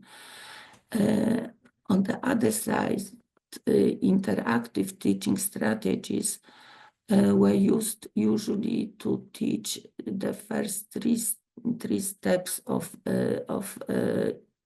5-step implementing evidence-based practice models. So to teach research process, critical appraisal, research utilization, and research literature search.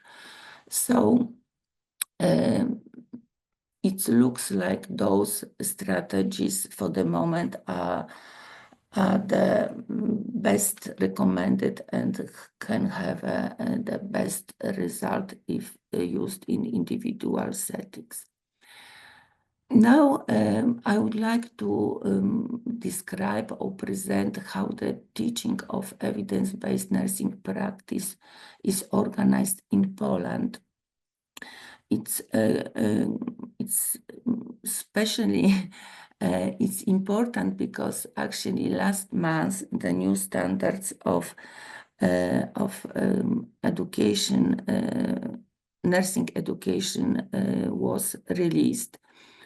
There was some changes introduced in the standard. It will be it will work in next year, next academic year. What we have in this standard, so we have on the undergraduate degree, also on the bachelor degree in nursing levels, we have 3 mandatory subjects, which subjects such as resources and information system in healthcare, ethics of the nursing profession, and research in nurses. So those are 3 courses or subjects which have some skills, knowledge and skills, let's say, knowledge is skills which should be obtained during this subject. So students will learn about methods, tools, and techniques of data acquisition and their use in professional practice. Will learn about importance of research, about aims, purpose, and area of nursing research, method and techniques of conducting research in nursing, principle of ethics, basic principles of participation of patient, and should be able to critically analyze published research. So if we look on the 5-step module of implementing and teaching evidence-based practice, we see that those skills and knowledge cover just 3 first steps of 5-step models. So we will lack the application of results in practice because there is no clinical Sorry to interrupt you. I just want you to inform you that 5 minutes are left, so that's so you know. Okay, thank you. Covers only 5 steps, and a new we have a big change in the standard, so there is no longer obligation to write a bachelor thesis according to new standards of nursing education.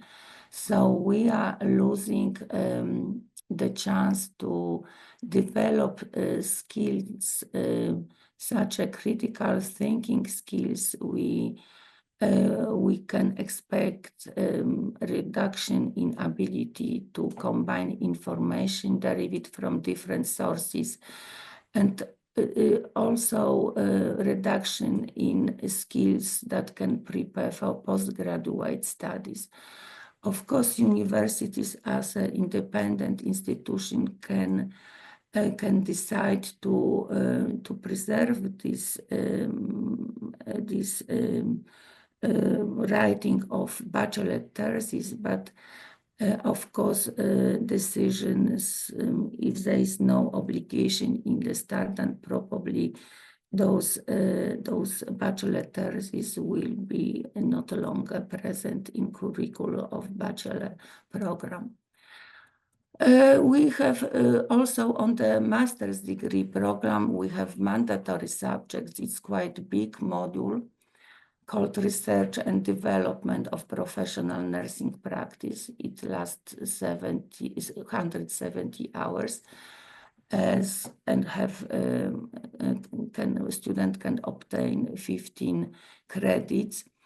These models, if we look on our 5-step model, covers almost all of the steps necessary to apply evidence-based practice. However, there is no clinical assignments present in this module. So the evaluation of performance in real life environment will be quite difficult within this model. It should be incorporated to others models. And other level of nurses education in Poland, that's post-graduation education for nurses and midwives. And here we have courses, specialization courses in different clinical nursing areas, which last 20 hours. This 20 hours is supposed to be on teaching evidence-based practice, and actually it's regulated also by the law. And actually this course can covers all levels of the introducing evidence, steps needed to introduce evidence-based practice. So after analyzing those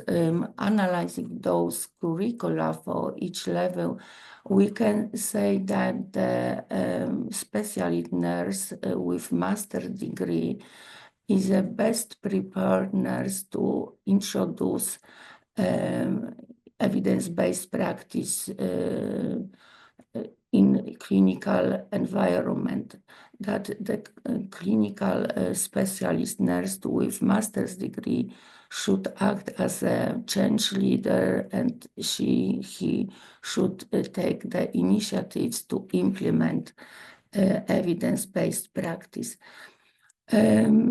Of course, we have many, we have also in Poland active, very active Professional Nurses Association.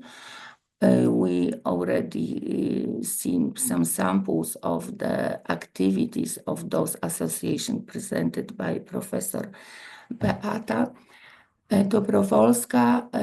Anyways, Professional Scientific Nurses Association acting in Poland are really doing crucial work for promoting evidence-based practice. Here we have some samples of the activities taken by those associations. And conclusion, if we want to answer the question if we have been successful in teaching and implementing evidence-based practice, the likely answer for the moment probably is not or no. Of course, here is one sample of the study, so evidence on the knowledge level of nurses and in implementing and using evidence in daily practice is insufficient. What can we do with that? Of course, we don't have one simple answer what to do, how to make it better, what to change in teaching. We know from the evidence that interactive and clinically integrating teaching strategies are probably the most recommended or most effective. We know also that clinical assignments based on collaboration with healthcare professionals, which takes place in the clinical settings, is also effective. But I think also that all of us, so nurses, teachers, students, should also develop the reflective practice skills and analyze what can we do, what can I do to bring more evidence to my own practice as a teacher or as a nurse. So integrating all of those activities, I think can bring improvement in teaching and in implementing evidence-based practice in our clinical settings. And thank you.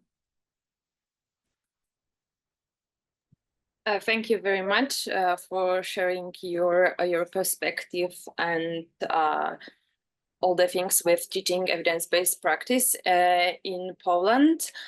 And now we will head to our last presentation. It will be by Professor Sabina de Guest. I hope I get your surname right.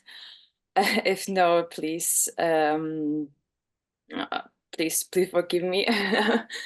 And the last talk will be about bridging the no to do gap in nursing and healthcare, and about how we can translate science to real world. So the floor is yours, Professor.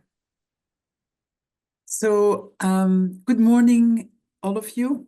It is absolutely a pleasure to be with you and to share some of the views how we at University of Basel and also the KU Leuven in Belgium look at evidence translation. And the points I will make in this presentation are based on my clinical experience. I am a nurse who has been trained and work clinically in heart and heart-lung transplantation, and I've also developed my research program in this field. I will make my points with examples of my own research. And so what I would like you to take from this presentation is that we can have a fantastic library full of evidence, bookshelves full of evidence. They will never, ever have a population impact if we are not able to translate them and implement it in daily clinical practice. So look forward after you to exchange with you, to hear your views, but I will try to kind of make my point and also to familiarize you with the methodology, which is called implementation science, which is the key on the door in order to do this type of translation.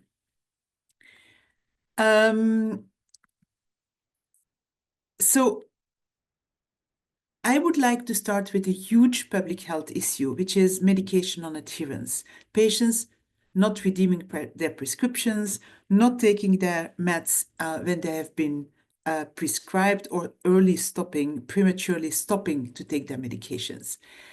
We know this is leading to more than 250,000 early deaths in Europe. There is a huge amount of money that is being wasted.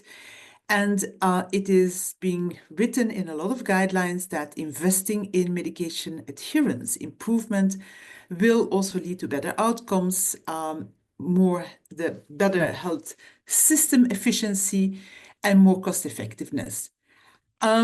So for me, this medication adherence, we have really kind of studied this in the realm of organ transplantation, liver, heart, kidney, lung, stem cell transplantation. And so I will kind of weave my argumentation with this specific clinical viewpoint, but keep in mind, for chronically ill patients, medication non-adherence is absolutely something that needs to be on our radar screen as nurses. So what you see here is an analysis of our work of the Swiss transplant cohort study, in which we lead the behavioral and the psychosocial part of the cohort. And this cohort study includes all patients that are transplanted in Switzerland since 2008. And we regularly ask patients information about how they are doing in view of their medication adherence. Now, what you see here is an increasing line post-transplant in the 4 major organ groups. The kidney, the liver, the lung, and the heart was being assessed by an instrument that we have developed with established validity, the BASIS. And so what we see is that the longer time post-transplant, the higher the level of medication non-adherence. So please bear that in mind. The longer post-transplant, the higher the level of medication non-adherence. Now, the issue of medication non-adherence in transplantation, and this is also for a lot of other chronically ill populations, is if you do not take your drugs, it leads to poor outcomes. In transplantation, there is minimal forgiveness for not taking your drugs as prescribed. So if you take less than 95%, you already have an increased risk for organ rejection, losing your graft, worse renal function, higher costs. So it's truly an issue, and therefore medication non-adherence has been really seen as a major behavioral risk factor. So we as nurses are in the forefront to target medication non-adherence through our interventions. And then the question, of course, is how to do this. Now, you have trial world evidence.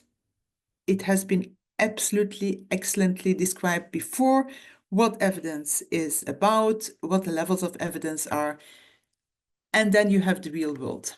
And when we talk about the real world, it is what is happening in daily clinical practice.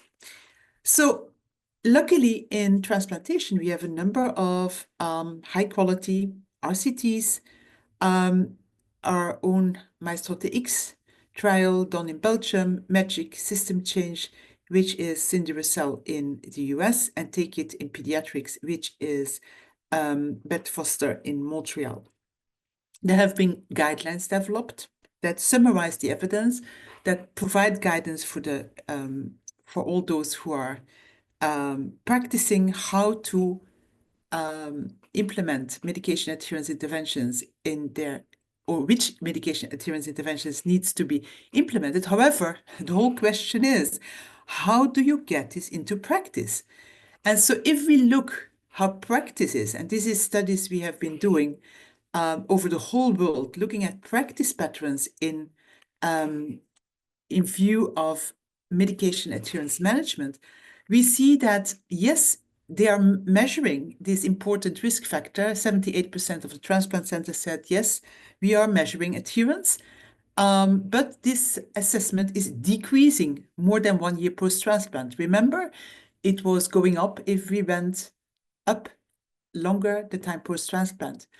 We see that educational approaches are most common, yet we know from the RCTs the randomized controlled trials, that you have to use a tailored approach in which you use a number of different type of behavioral change techniques which go far beyond education, which have to do with restructuring the patient's environment, which have to do with, for instance, providing reminders, or having also social support increased. And this needs to be tailored depending on the barriers that are identified when you assess that a patient is non-adherent. We see in our practice pattern studies that the longer post-transplant, the less adherence support. Remember, an increase in the adherence prevalences the longer time post-transplant. And we see that there is a limited use of technology for adherence assessment and for the delivery of interventions. Now, knowing that technology can be a way of delivering interventions to have not a need for too much workforce, it's a pity that technology is not more adopted.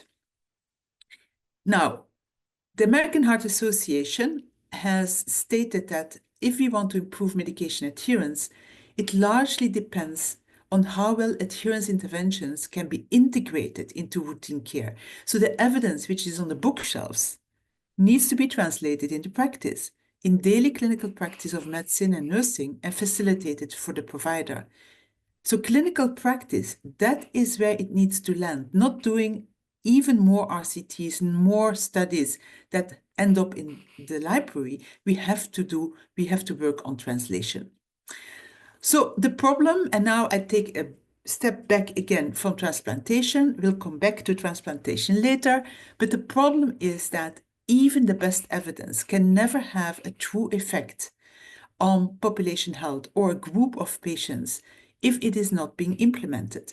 And here I would like to introduce to you the valleys of that. And valleys of that means you have the research and development and trial world, and you have daily clinical practice, the real world. In order to get from the trial world to real world, you have to overcome two valleys of death. One is between where the evidence is developed, the research institute, industry technology transfer, and then going into clinical implantation. And the biggest valley of that is going into clinical implantation. And just to give that in a figure, so this is, you can have innovation in all different types of areas: biology, prevention, detection, diagnosis, treatment, public health. And the more you go over to the trial world, the less is being translated. And there are different numbers floating around, but as little as 14% of evidence is ever implemented. We don't have numbers about sustainability, but that's even less.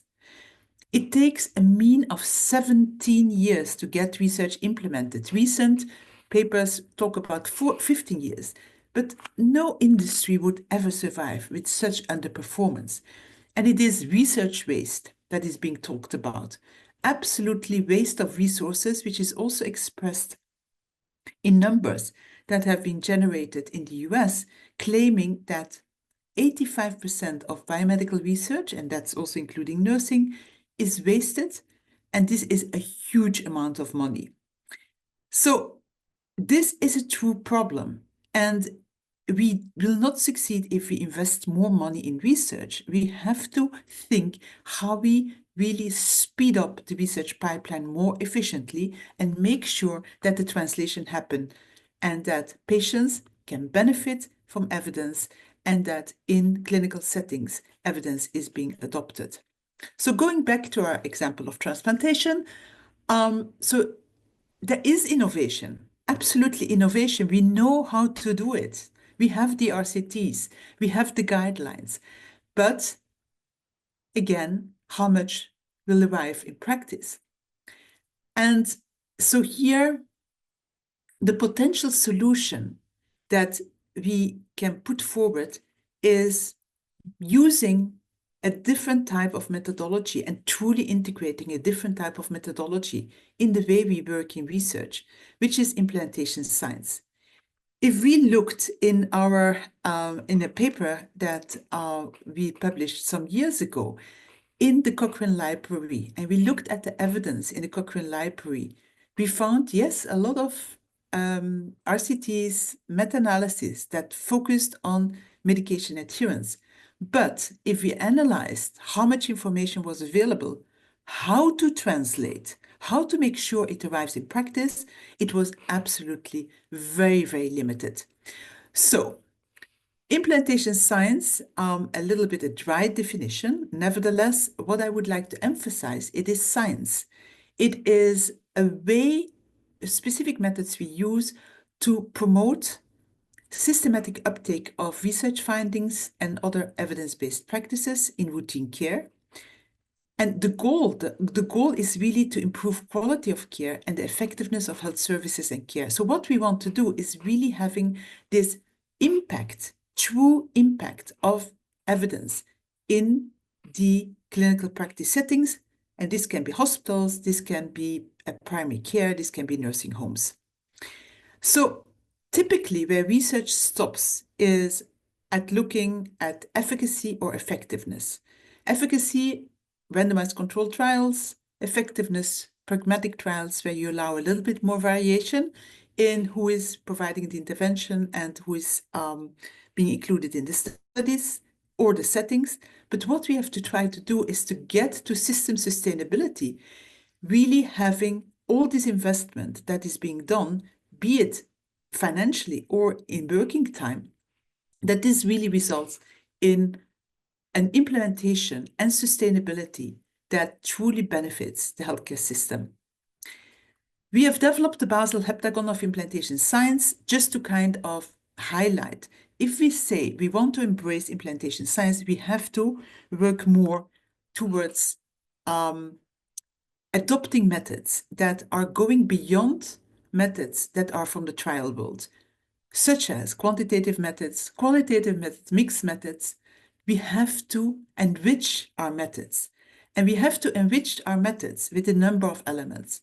First of all, we always have to look into strength of evidence, because by analyzing the strength of evidence, you will know where you can start with your translation, where you can start getting over the bridge from trial to real-world settings. How much more evidence needs to be generated in order to get towards implementation, if you still have to invest in establishing effectiveness, or if you immediately can move into how to best choose specific strategies for the translation, which is called implantation strategies.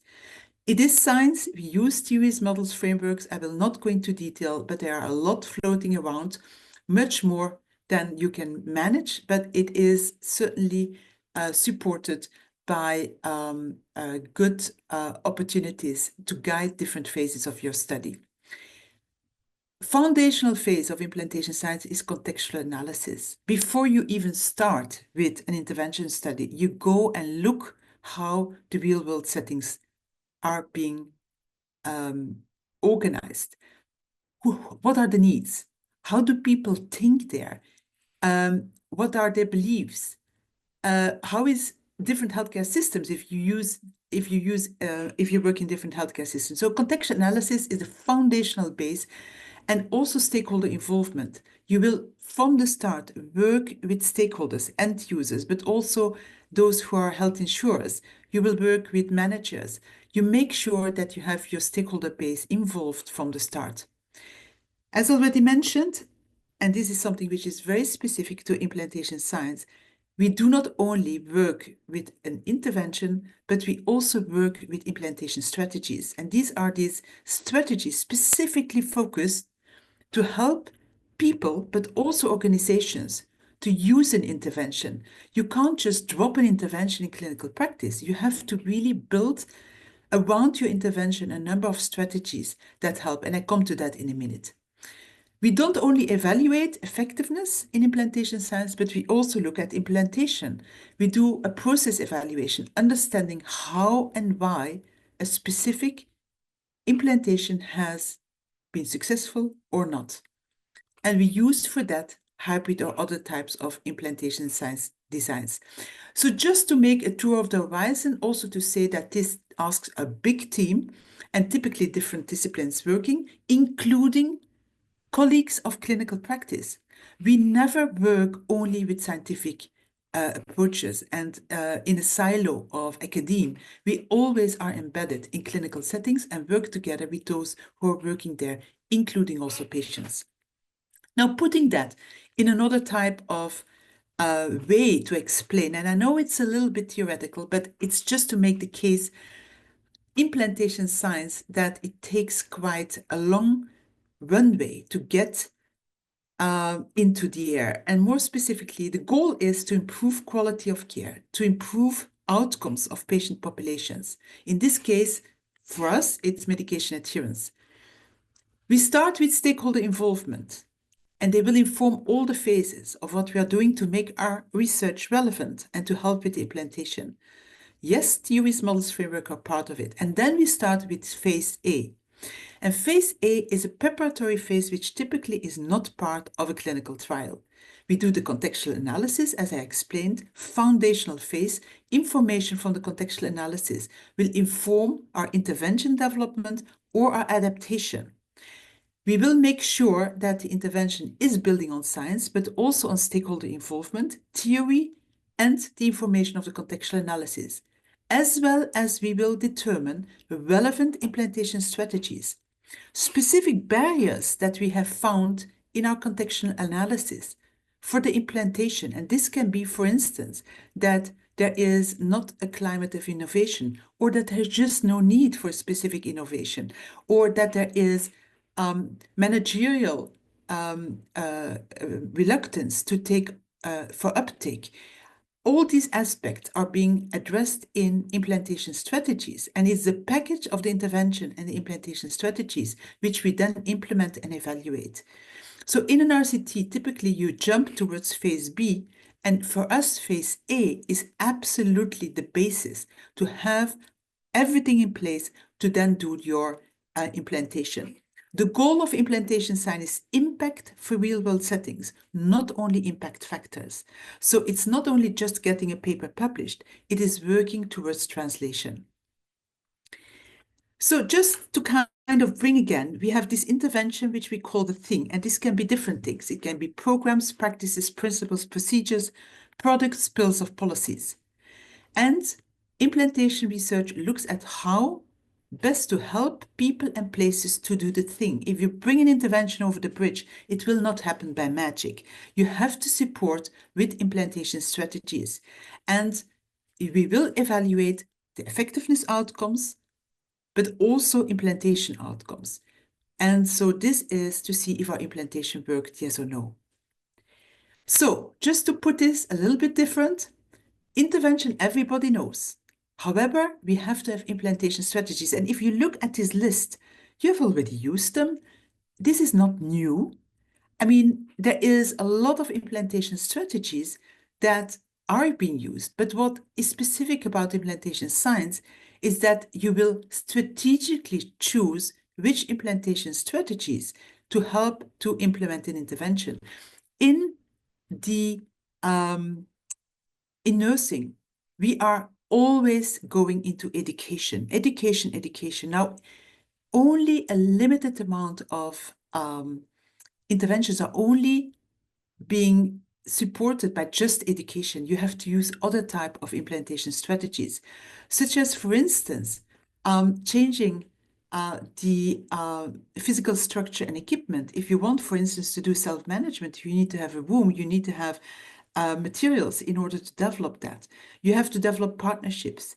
You have to make sure that you already think early on for implementation scale up afterwards. So implantation science, it is about these interventions, but the implantation strategies, crucial. And so here, again, putting this, how we do it normally, we have an intervention, different type of interventions, which I mentioned already, the 7 Ps. In this case, for us, it's medication adherence interventions. And usually you just kind of do an RCT and you look at the outcomes, in this case, medication adherence.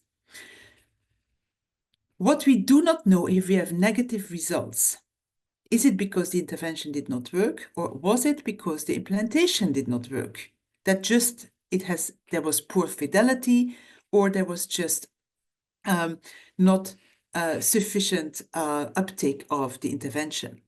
So in implantation science, we will add to our intervention what we called the implantation strategies, which I showed you before. And we will evaluate also proximal outcomes, such as implantation outcomes. Is the intervention acceptable? Is it perceived appropriate or feasible in a specific setting? Has it been carried out with sufficient fidelity that you can have an intervention effect? Have we seen penetration?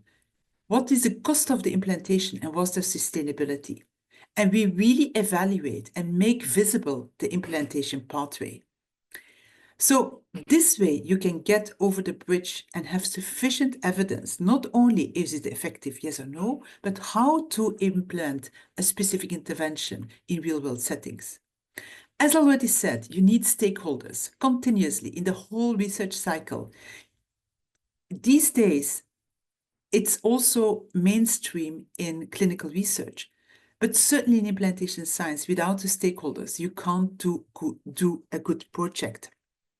We have to map context, as already said, the really foundational phase, because contextual information will provide you information about facilitators and barriers, about practice patterns. It helps you in your intervention development and also in your implantation and the choice of sustainability strategies. And at the end, it also helps you to interpret your outcomes. So some examples of multi-level context factors, there are a lot that can be looked at, is attitudes and preferences. What is the leadership style? Is there organizational support? Are there the financial resources? How are the social relationships support within a specific organization? What is the organizational culture and climate and organizational readiness to change? And you know very well, even in the same organization, these type of factors can vary from unit to unit. So we look at implantation outcomes, as already said, in order to evaluate our implantation. For instance, acceptability is a perception among the stakeholders if an intervention is agreeable.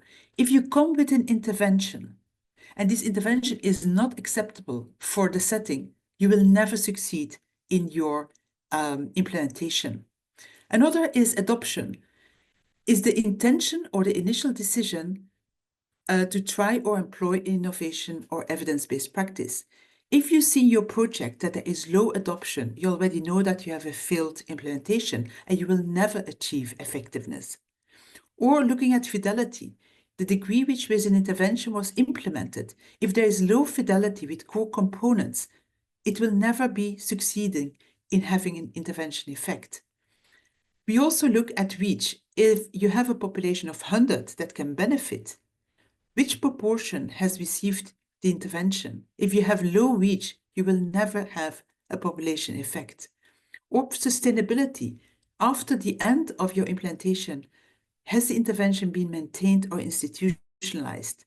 So it is a whole new perspective in looking at RCTs. RCTs are just one little part of an intervention, of an implantation science project.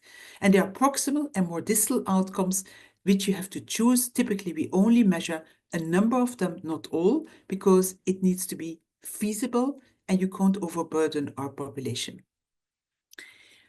So we have three types of effectiveness implantation hybrid designs. And this is just saying that in evaluating, I already said we have to evaluate both the effectiveness as well as the implantation. So depending where the strength of evidence is, we can choose a hybrid one, which is focusing on looking at effectiveness while observing the context or while observing if there might be issues with implantation in the future. Now, if you have an established intervention, such as, for instance, HPV vaccination, then you don't have to do another RCT because it is research waste. What you have to do is to look at what is the right type of implantation bundle. And this can be done in a hybrid 3 design, where everybody receives the intervention, but you vary with the type of implantation bundles you use.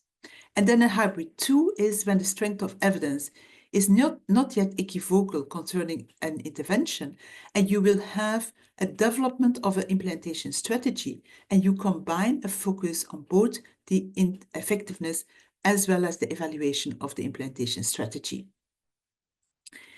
So we looked again, we go back to our example of medication adherence in transplantation, and we looked at the studies that had been done, RCTs, and we evaluated them. And what we found was, and you just have to look at the colors, is these different aspects in view of implementation science methodology. How well were they executed? And we see that there is really primarily red and orange and relatively little green. With other words, we really do not have the evidence at this moment in time to say we know what to do, but we don't know how to do it. However, there is good news. We see that implantation science is starting to take up in transplant medication adherence research. And at the moment, there are ongoing studies, which is the Take It study by Marina Serper in Philadelphia, test trial also of Marina Serper in Philadelphia. Our SMILE study, which we do in stem cell transplantation in Basel, in Freiburg im Breisgau in Germany, and in Leuven in Belgium, and the MAPS trial. And I will present to you the example of the MAPS trial. We have results of a SMILE trial, but I do not have the time to show them. But it's just showcasing that it works if you work with the approach that I just tried to explain at the theoretical level. So the MAPS is in Cincinnati. It's in the pediatric renal transplant population, and they used all the evidence that is in the trial world to develop for real-world practice a multi-component, multi-level, and multi-level means not only the patient, but also the healthcare provider and the healthcare organization. It was technology supported. It was based on segmentation, trying to find the patients at risk and targeting them, and based on barriers and risk profiles of patients. It was being implemented in real-world practice, and so the intervention components, it's a complex intervention, was using the electronic health record for adherence risk screening. As I said before, the fifth vital sign in transplantation. A systematic assessment of adherence barriers before the pediatric patients came to the hospital. And they used shared decision-making with the patients. So patients were being identified as being at risk based on the adherence risk screening and the barriers assessment. Then it was in the hospital based on a specific approach of shared decision-making. Patients who were at risk were being discussed their barriers, and an individualized action plan was being made based on algorithms developed, and there was follow-up by telephone also based on algorithms. Optional was electronic monitoring, which is a specific system that is being used for adherence assessment, but which was only offered optionally because the acceptance by patients was low in clinical practice. And so they said, this is only optional, not to scare off patients. They used two implementation strategies: adherence training for the clinical staff, every year, and also they designated specific staff to address adherence barriers. So that was the program. And it was not just a RCT. No, they did a quality improvement initiative, and they rolled this out over a 2-year period. They studied the cohort that was being taken care of during the baseline and during the time of the MAPS development, and they compared it with a cohort which was being treated by the MAPS once it was fully implemented. And they looked at a very hard outcome, which was acute rejections. So in total, they had more than 120,000 active patient days.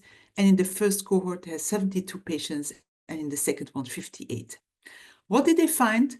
They found a 50% reduction of late acute rejections. I mean, this is unheard of. This is absolutely brilliant.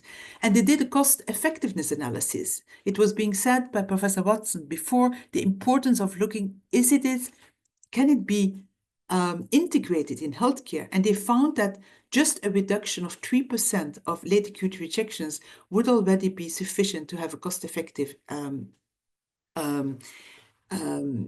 intervention.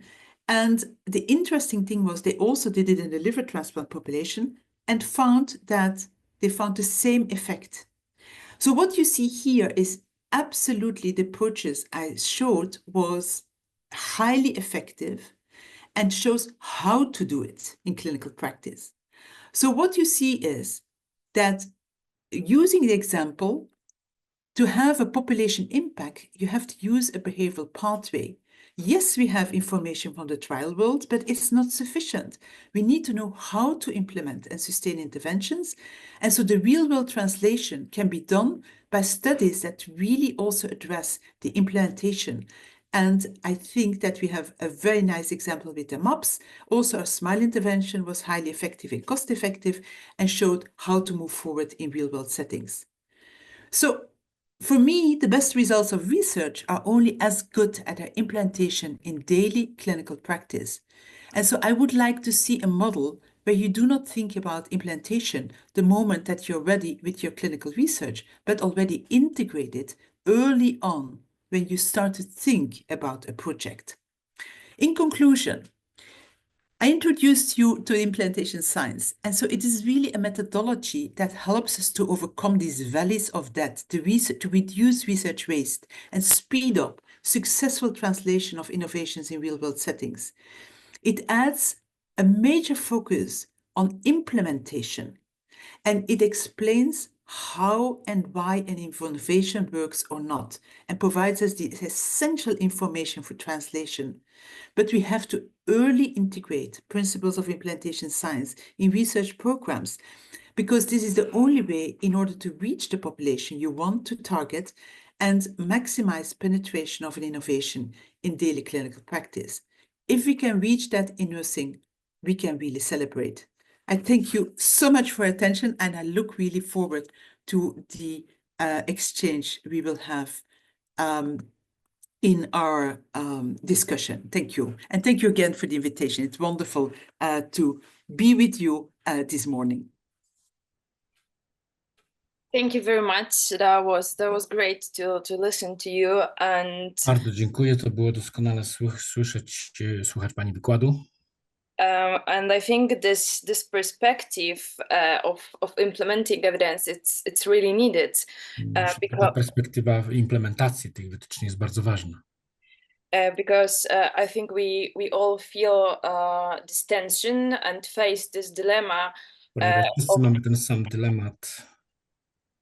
Of how we actually use those evidence, how do we do it in everyday practice? So Jak rzeczywiście wykorzystywać te zalecenia, jak je wdrażać do codziennej praktyki.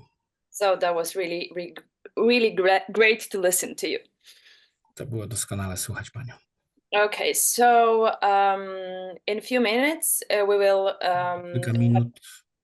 will have our discussion panel.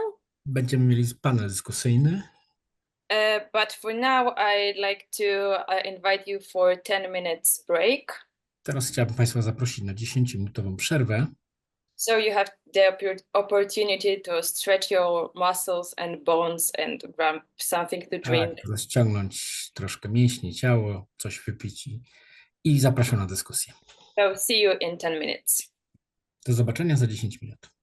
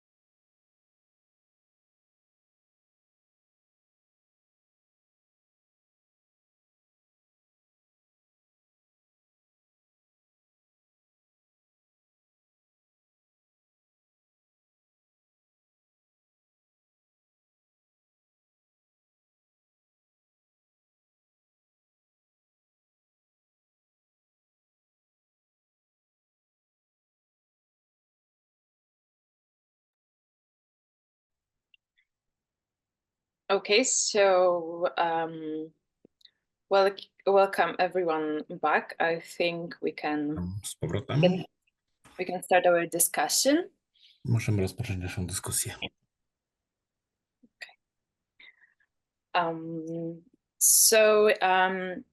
The discussion team will be applying evidence-based practice in daily work. Dyskusja będzie dotyczyła głównie stosowania zasad w praktyce klinicznej, zasad dobrej praktyki w praktyce klinicznej. And we will start with some prepared questions for every expert. I have 2 questions for each expert. Na początek zadamy kilka pytań już przygotowanych naszym ekspertom. Dla każdego eksperta mam 2 pytania. And then will be time for audience, for participants to ask their questions. Następny będzie czas dla Państwa, żeby zadawać pytania. First question I have for Professor Watson. Pierwsze pytanie do profesora Watsona. Could you share some practical examples of how teams have successfully navigated common pitfalls in implementing evidence-based practice? Czy może Pan podzielić się z nami jakimiś praktycznymi przykładami, w jaki sposób zespoły mogą skutecznie radzić sobie z pułapkami związanymi z implementacją zasad evidence-based opartej na ewidencji praktyki? Okay, thank you very much. I've got one really good example, I think, of how a Dziękuję. team Mam jedno does. dobry przykład, myślę. And I'm referring to a specific team at the Sheffield National Health Service Teaching Hospitals Trust in the UK. Dotyczy to zespołu z Sheffield, ze szpitala uniwersyteckiego nauczającego w Wielkiej Brytanii. Yeah, and for many years now, around probably nearly 20 years, they've had an evidence-based council or an evidence-based practice council within the hospital. Już blisko od 20 lat, tak myślę, mają specjalną radę do wdrażania praktyki opartej na faktach w swoim szpitalu. And this is run from the Continuing Professional Development Unit, and it's run mainly by nurses, but also involves allied health professionals. Kierują tym przede wszystkim pielęgniarki skupione w tak zwanym zespole rozwoju profesjonalnego, ale są tam też przedstawiciele innych zawodów. And they operate in 2 ways. One is they survey the practices that are commonly being carried out in the hospital, but they also respond Oni działają occasionally. w dwóch jakby sposobach, w 2 kierunkach. Pierwszy to są badania ankietowe dotyczące działania w szpitalu i drugi. But they also respond occasionally if there are complaints from patients about care or even from nurses about finding things difficult to do. I odpowiadają również na skargi ze strony pacjentów, jak również na sygnały pielęgniarek, że coś jest trudne do przeprowadzenia. So as such, in the time that I worked with them over 6 years, Kiedy tam pracowałem ponad 6 lat, I was aware of various initiatives that they took, including looking at patient nutrition and also patient meal times in hospitals, because there were lots of complaints about that and lots of food wasn't being eaten. So tak, byłem włączony w taki projekt dotyczący odżywiania pacjentów, bo było rzeczywiście dużo skarg pacjentów dotyczących jakości żywienia w tym szpitalu. So driven mainly by the nursing staff, they got nurses, catering staff, dietitians and nutritionists together to survey the evidence and find out what they could do based on best evidence to implement better To był projekt prowadzony przez pielęgniarki, ale również przez dietetyków, przez przedstawicieli zawodów związanych z żywieniem, którzy zastanawiali się, jak tutaj wprowadzić najlepsze praktyki, aby przeciwdziałać tym złym doświadczeniom pacjentów. Yeah. And one of the other areas that I well remember them being involved in was how to give bad news to patients, how to convey to families and even to patients that the outcome of care might not be very good. And this was something that nurses found very difficult. but I they to tried drugi obszar, w jaki byłem włączony, to był obszar dotyczący przekazywania złych wiadomości zarówno pacjentom, jak i rodzicom. Dla pielęgniarek to było bardzo trudne. So they tried to provide evidence-based input and training on that particular issue. I starano się wprowadzić odpowiedni moduł szkoleniowy do szkolenia tych praktyk opartych na dobrych praktykach. And one other example of an area that they've looked at and provided policies for was sensory deprivation in intensive care units and what they could do to alleviate that in their particular hospital trust. Tak, i kolejny przykład, jaki przychodzi mi do głowy, to była kwestia związana z deprywacją czuciową pacjentów przebywających w oddziale intensywnej terapii. So those are some examples of the things they did. I think they were successful because they had a specific unit that was dedicated to doing this. To jest kilka przykładów, jakie przychodzą mi do głowy i myślę, że sukces wprowadzania tego polega na tym, że był specjalny dział, który był dedykowany tym problemom. Yeah. They had one person who was responsible for it, and she was like a champion and a great enthusiast for doing this. Była jedna osoba, która była za to odpowiedzialna, traktowana jako mistrz, która wykazywała ogromny entuzjazm w wprowadzaniu tych zasad. Yeah. And they tried to develop policies from the ground up rather than to impose them from the top. So as many people as possible were involved. I dbała też o rozwój tego obszaru od samych podstaw aż do implementacji, także wiele osób, tak wiele jak tylko to możliwe, było włączone w ten proces. And every year they held an annual conference to report on what they had done. They would have a keynote speaker on the topic of evidence-based practice, and then they would report all their own initiatives.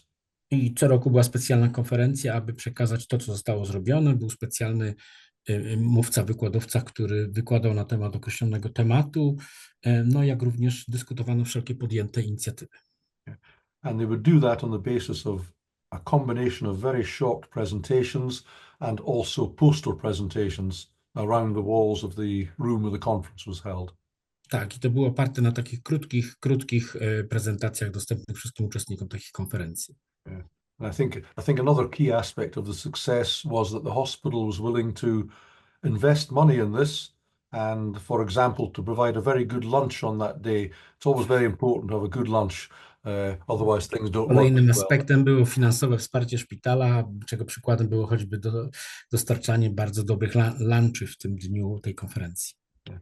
So that's one example. You can find them online, the Sheffield Evidence-Based Council, and I think it's one of the best examples I know of in the UK, and it's very well known and very successful. I to jest właśnie ten przykład. Możecie śmiało Państwo znaleźć online tę radę do spraw dobrych praktyk z Sheffield i tam online wszystko jest wyjaśnione, można to znaleźć i w opinii pana profesora to był najbardziej znany i najbardziej skuteczny, prowadzony z sukcesem projekt. Thanks. Dziękuję.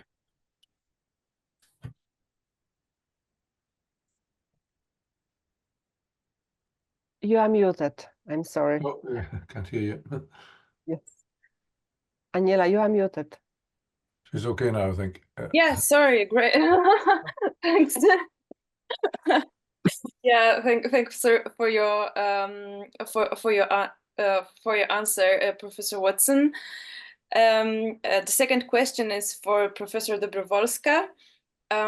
Given the unique context of Polish healthcare, what do you see as the key benefits and obstacles for nurses in Poland when applying evidence-based practice? Drugie pytanie do pani profesor Dobrowolskiej, biorąc pod uwagę szczególną sytuację Polski, jakie główne korzyści i trudności widzi pani dla pielęgniarek w Polsce dotyczące właśnie wprowadzania tych opartych na dowodach praktyk? Thank you very much for this question. Probably I gave answer to my presentation for part of this question because I mentioned some mainly challenges or obstacles when applying evidence-based nursing practice. Na część tego pytania właściwie już odpowiedziałem podczas swojej prezentacji, bo przedstawiałem zarówno wyzwania, jak i trudności we wprowadzaniu tych praktyk w Polsce. However, I would like to mention about some additional, let's say, benefits and also obstacles. So we can see some of those obstacles even on a chat from participants. Pozwolę sobie jednak wymienić tu kilka dodatkowych korzyści i tych trudności, i one są widoczne na czacie, uczestnicy tutaj dyskutują. Yes, but again, I would like to underline the issue of not good culture of using evidence in everyday practice. Chciałbym podkreślić kwestię pewnego braku takiej kultury zastosowania dobrych praktyk w codziennym działaniu. And probably also having the picture of the, let's say, maybe paradigm of nursing practice in Poland. We are very much focused instrumentally. Patrząc na paradygmat działania w Polsce, jest ono bardzo mocno instrumentalne. So, considering the big shortage of nurses and bad patient-nurse ratio, nurses are very much focused on realizing physicians' orders and some basic, let's say, care, which is visible. Biorąc pod uwagę brak pielęgniarek w Polsce i taki niekorzystny stosunek liczby pielęgniarek do liczby pacjentów, to są one skupione głównie na wykonywaniu zleceń lekarskich i na takich bardzo podstawowych czynnościach pielęgniarskich. And this is visible in some research regarding rationing of nursing care, which nursing activities are mostly missed, neglected, or unfinished in daily practice. I to wynika z wyników choćby badań, które dotyczą pewnych podstaw działania pielęgniarek. Te badania oceniają, które aktywności, których brak, które są niedostatecznie dobrze wykonywane, które są wykonywane na niedostatecznym poziomie. So maybe this is kind of looking for justification why it happens that evidence-based nursing practice is not well developed in clinical environment. But I would like to also underline the issue of recommendations and guidelines and position statements coming from different nursing organizations. To być może jest w tych badaniach, można mieć takie wrażenie, że jest to może uzasadnienie dla tego, dlaczego te działania nie są do końca efektywne, ale trzeba podkreślić, że jest wiele zarówno wytycznych, jak i rekomendacji, które są opracowywane przez organizacje pielęgniarskie.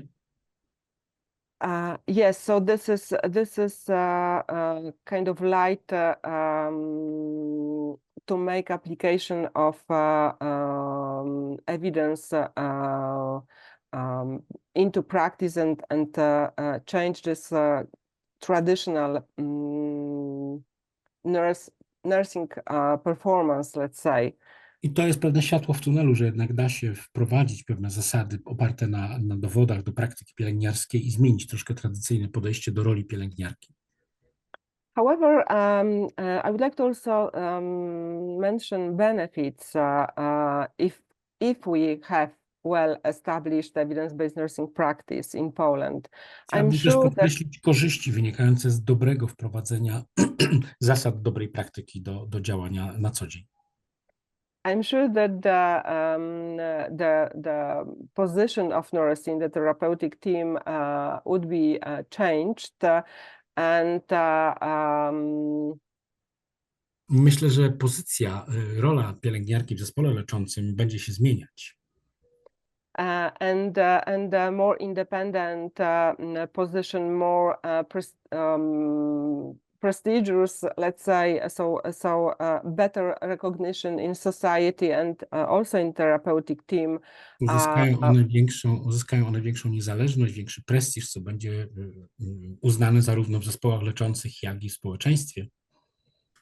Yes, so applying evidence-based nursing interventions and practice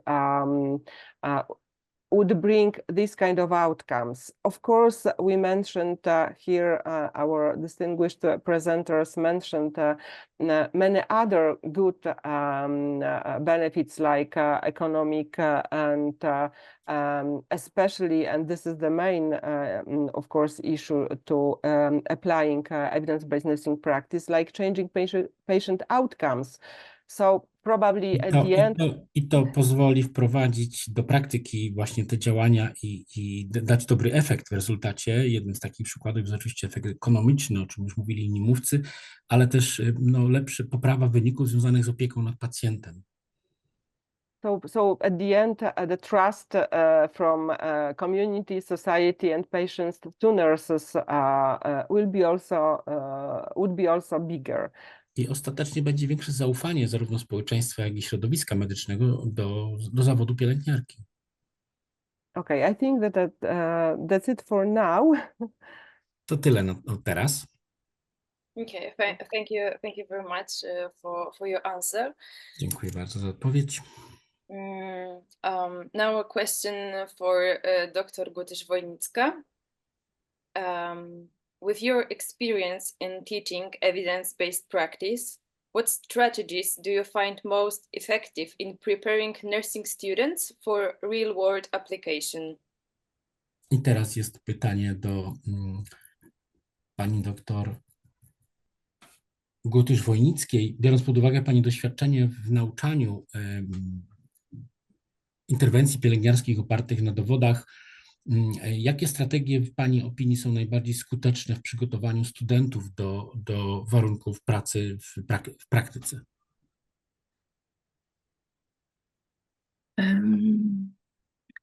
Unfortunately, I think there is no clear answer for this question. Nie ma niestety dobrej odpowiedzi na to pytanie.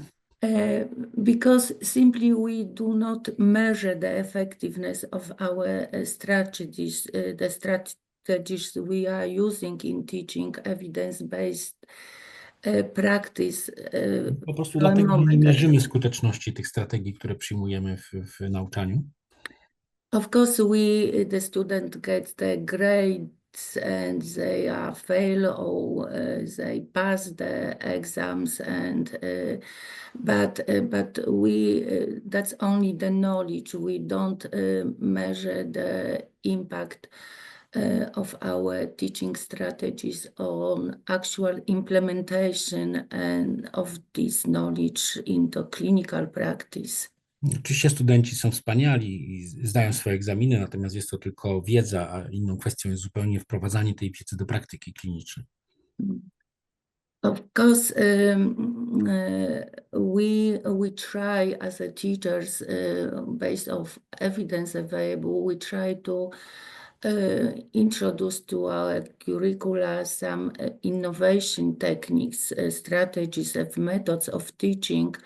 Jako nauczyciele staramy się do naszych planów nauczania wprowadzać nowoczesne metody, strategie, sposoby nauczania. We also have like a lot of simulation-based lessons or exercises, also the case basis. Prowadzimy wiele zajęć, ćwiczeń opartych na symulatorach, na analizach przypadków. So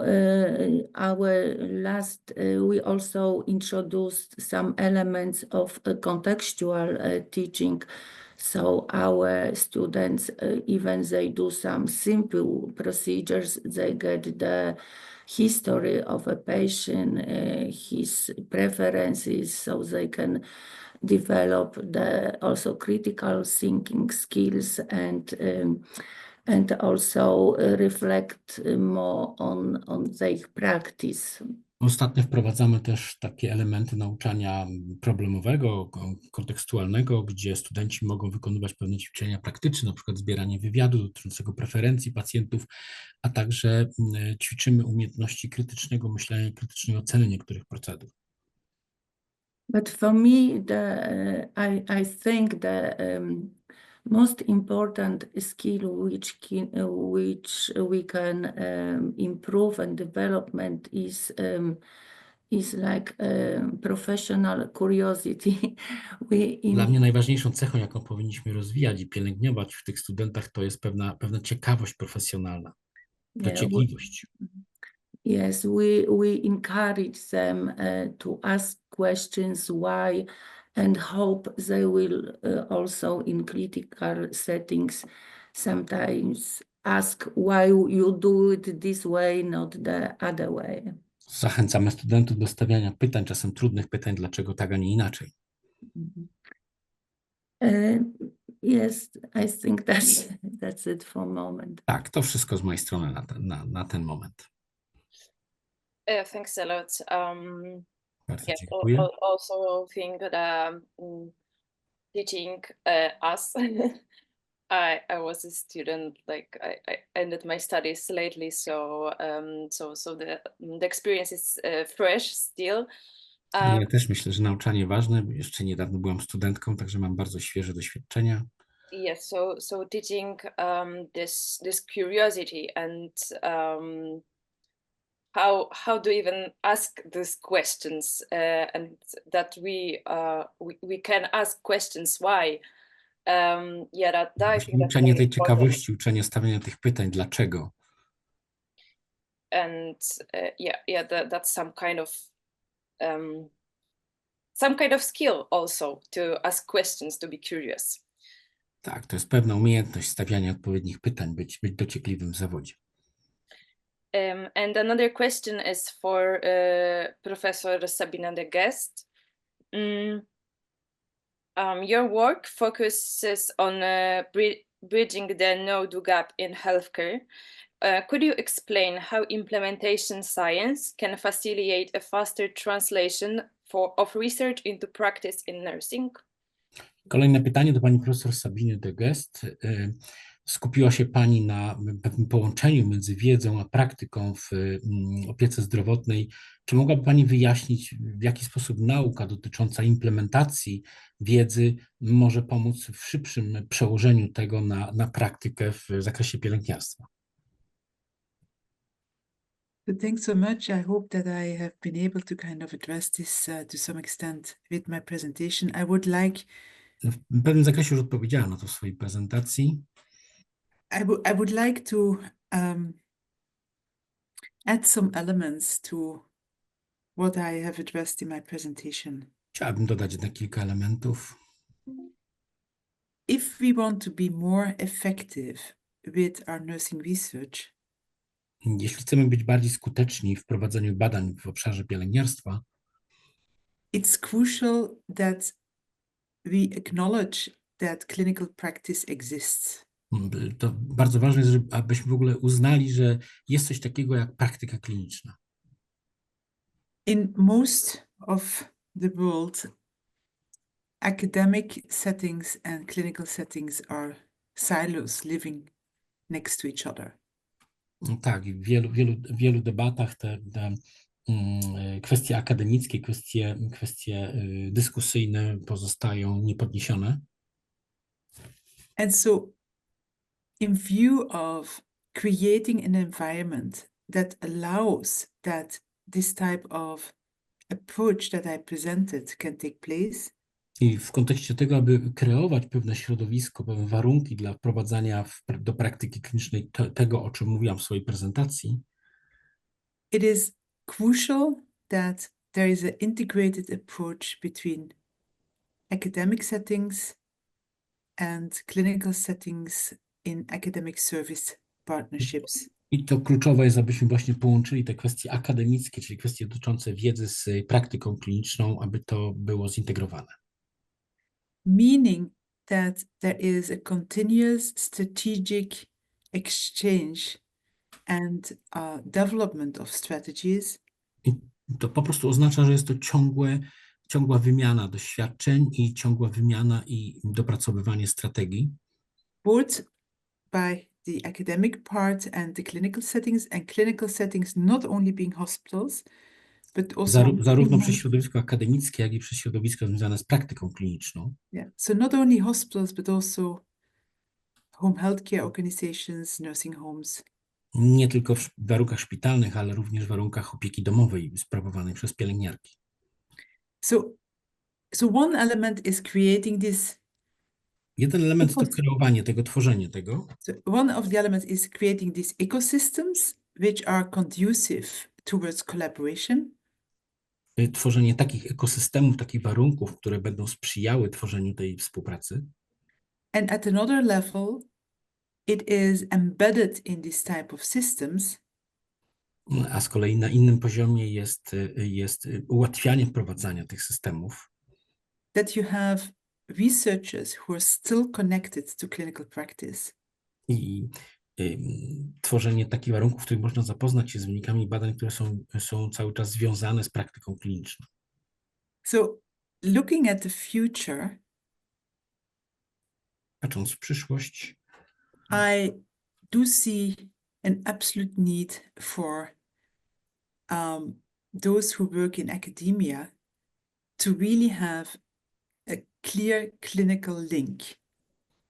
widzę absolutną konieczność dla osób zajmujących się tworzeniem nauki z tego poziomu uniwersyteckiego, aby mieli połączenie, aby mieli jakiś związek z kliniką. And so our experience has also been in our projects, implementation science projects, A nasze doświadczenia również są podstawą projektu, który prowadzimy. that without this close collaboration between those who are working in research Bez ścisłej współpracy między tymi, którzy robią badania and the clinical programs, i programami klinicznymi, that it's impossible. to jest niemożliwe. So those projects that really have been tremendously successful are those where you had advanced practice nurses.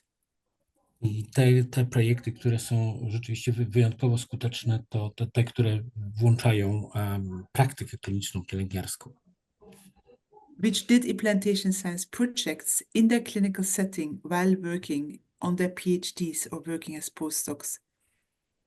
I to są też programy, które włączamy do praktyki, które są też elementem rozpraw doktorskich, czy też studiów podoktoranckich staży.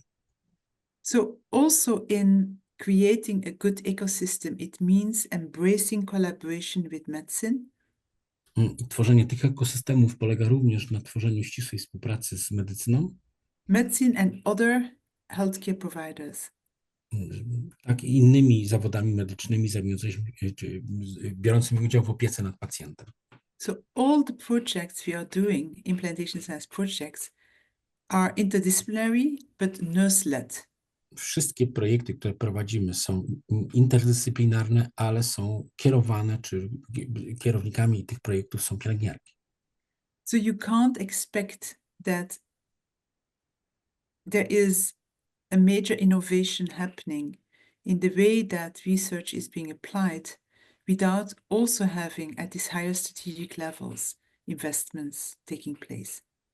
Tak, nie można oczekiwać, że jakiekolwiek wyniki badań zostaną skutecznie wykorzystane, jeśli nie będzie tego wyższego poziomu, czyli wprowadzania tego do praktyki klinicznej. So far my feedback. To moja odpowiedź. Dziękuję. Thank you very much. That was a very great explanation of the process. Dziękuję za świetne wyjaśnienie tego procesu. And also underlying the need and importance of collaboration and interdisciplinary teams. I podkreślenie konieczności współpracy w ramach zespołów interdyscyplinarnych. And now we are back with a question for Professor Watson. Jeszcze jedno pytanie dla profesora Watsona. What role does individual accountability play in evidence-based practice, and how can team leaders foster it? Yes, Jaką rolę w wprowadzaniu praktyki opartej na dowodach ma indywidualna, osobista odpowiedzialność i w jaki sposób liderzy mogą zachęcać do tej odpowiedzialności? yeah, that is a really good question. To bardzo dobre pytanie. And I think that individual accountability lies at the heart of evidence-based practice. I don't think the two can be easily separated. Ja myślę, że odpowiedzialność indywidualna jest w ogóle sercem i całym wokół tego jest najlepsza praktyka i nie da się tego oddzielić. I think nurses need to be aware that they are accountable for their practice and that they can be called to account for that before a professional body or even a legal body. To nie jest tylko kwestia profesjonalizmu, to jest również kwestia odpowiedzialności prawnej. So without frightening people too much, I think they need to be aware of that, and they should want to implement evidence-based practice because first of all, because it should be the best practice, but also it's practice that they can refer to and say, I did this because this was the best evidence available, and this is what we do in our unit. I to powinno być tak, że nie przestraszając ludzi, chcemy zachęcić ich do rzeczywiście wykonywania tych czynności zgodnie z najlepszą praktyką i to nie tylko dlatego, że dla samej praktyki, ale właśnie dlatego, że chcą wykonywać te czynności zgodnie z najlepszymi praktykami. I'm not quite so sure what team leaders can do to foster it, other than to have a positive attitude towards evidence-based practice, not a punitive one. Nie wiem, tak naprawdę nie jestem pewien, co więcej mogą zrobić liderzy, poza tym, żeby wykazywać bardzo pozytywną postawę wobec wprowadzania praktyki opartej na dowodach. One where the evidence-based policies and practice are quite clear, and everybody knows what their part is in implementing evidence-based practice. Niektóre praktyki, niektóre polityki dotyczące wprowadzenia praktyk są bardzo jasne i wszyscy wiedzą, jak to robić. But there isn't a great deal that team leaders can do unless nurses arrive in clinical practice from education with a sense about evidence-based practice already being instilled in them. To dodatkową rzecz oczywiście, którą mogą robić liderzy, to jest to, aby wprowadzać odpowiednie elementy edukacji i pokazywać pielęgniarkom, na czym polegają elementy praktyki opartej na dowodach w praktyce klinicznej. And I've already dealt with a question in the question and answer box to a student who asked when should evidence-based practice be introduced into the curriculum. I widziałem też na naszym czacie pytanie od studenta pielęgniarstwa, co myślę kiedy powinny być elementy evidence-based medicine wprowadzane do nauczania. And the student indicated, which is often the case in my experience, that evidence-based practice comes at the end of the program, along with research methods. I student podkreślił to, na co ja też zwracam uwagę i co zawsze widziałem, że te elementy dobrej praktyki są właściwie włączane do nauczania na bardzo już późnym, ostatnim etapie nauki. By which time it might be too late to convince people about it. I think it should probably be in the curriculum from the start. I to może być zbyt późno, by przekonać ludzi do takiego postępowania, także w mojej opinii powinno być to wcześniej w planie nauczania. And everything we teach nurses about clinical practice should be taught from an evidence base. We should be wszystko, czego uczymy pielęgniarki dotyczące praktyki, powinno być oparte na dowodach. We should be convincing them that these interventions are evidence based, and where the evidence is available. Musimy być przekonani, że te interwencje są rzeczywiście oparte na dowodach. And also that it might change by the time they get to practice, but at least they're learning about things that we think are the best and for which they can be accountable in practice. I oczywiście to wszystko, co uczymy, też musi być oparte na pewnej odpowiedzialności w praktyce. And just a final point, I think we've got to be careful that evidence-based practice doesn't become confused with research methods, because they're separate things. Research provides the evidence, but evidence-based practice as a separate process. I tutaj na sam koniec chciałbym podkreślić, aby nie budzić pewnej konfuzji, pewnego zdziwienia, że to nie jest tak, że praktyka oparta na dowodach to jest zupełnie odrębna nauka, zupełnie oddzielona od praktyki. Yeah, they're very often run together, and I think that's they need to be taught separately. To nie można o tym mówić zupełnie w oderwaniu od praktyki. To musi być wszystko połączone. Thank you. Dziękuję. Yeah, thank you for your answer, and also thank you for your activity in the chat and answering our participants. Dziękuję bardzo za Pańską odpowiedź i również za Pańską aktywność na czacie. Second question for Professor Dobrowolska. Can you share examples where evidence-based practice has had a measurable impact on patient outcomes in Poland? I drugie pytanie do Pani Profesor Dobrowolskiej. Czy może Pani przedstawić nam przykłady, w jaki sposób praktyka oparta na dowodach ma taki mierzalny wpływ na opiekę, na wyniki dotyczące leczenia pacjentów w Polsce? Thank you very much. This is a tricky question, and probably I will avoid a direct answer. To jest też takie trudne pytanie i nie będę chciała tutaj unikać odpowiedzi, znaczy będę unikała bezpośredniej odpowiedzi.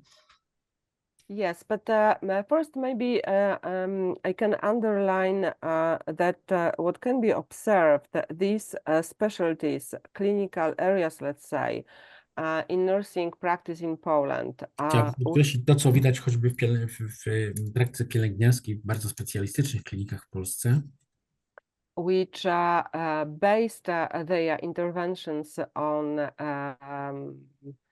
evidence broadly understood, are really fast developing. I te, które swoje interwencje opierają na szeroko rozumianych dowodach, że one rzeczywiście bardzo szybko się rozwijają. And just a quick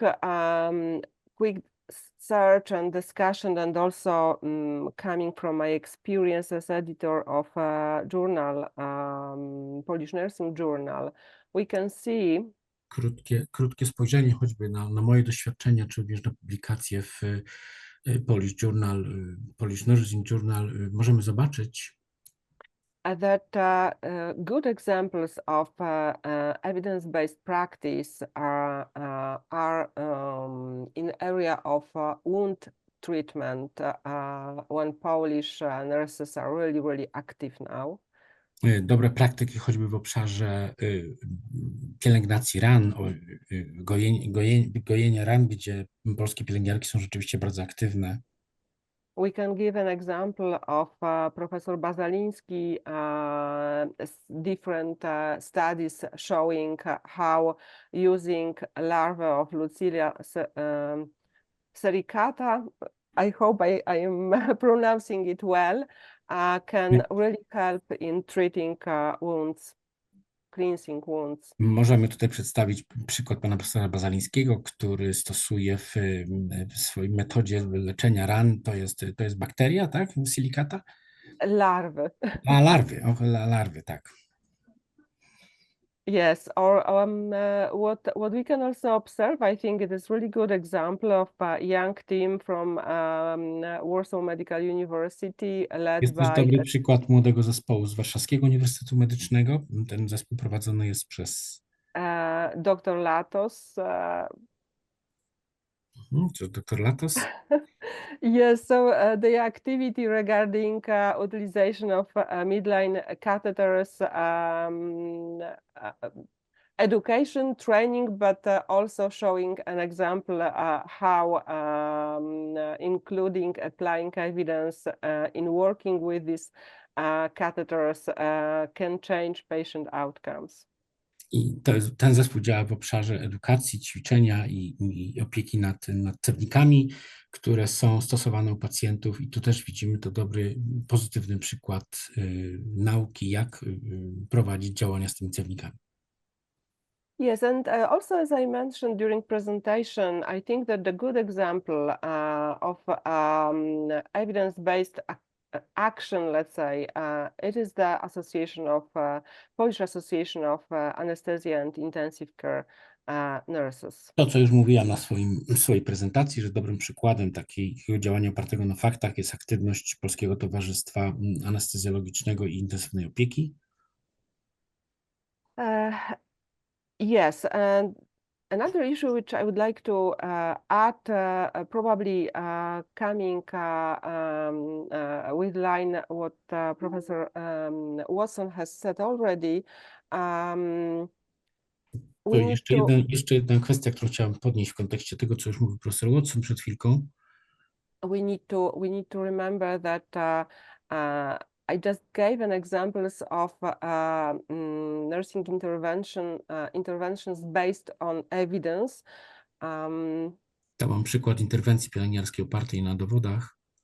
However, we have many research and research outcomes published showing that some practices can change patient outcomes. However, they are studied in one point of time. They are mostly cross-sectional studies.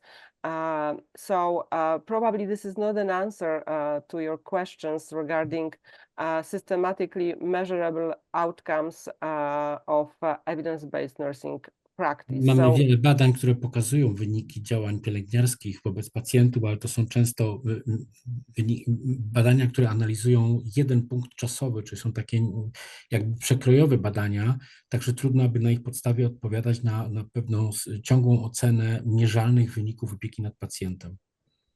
So they need to be implemented in systematic way in order to measure in longitudinal way how they can really change patient's outcome and clinical reality.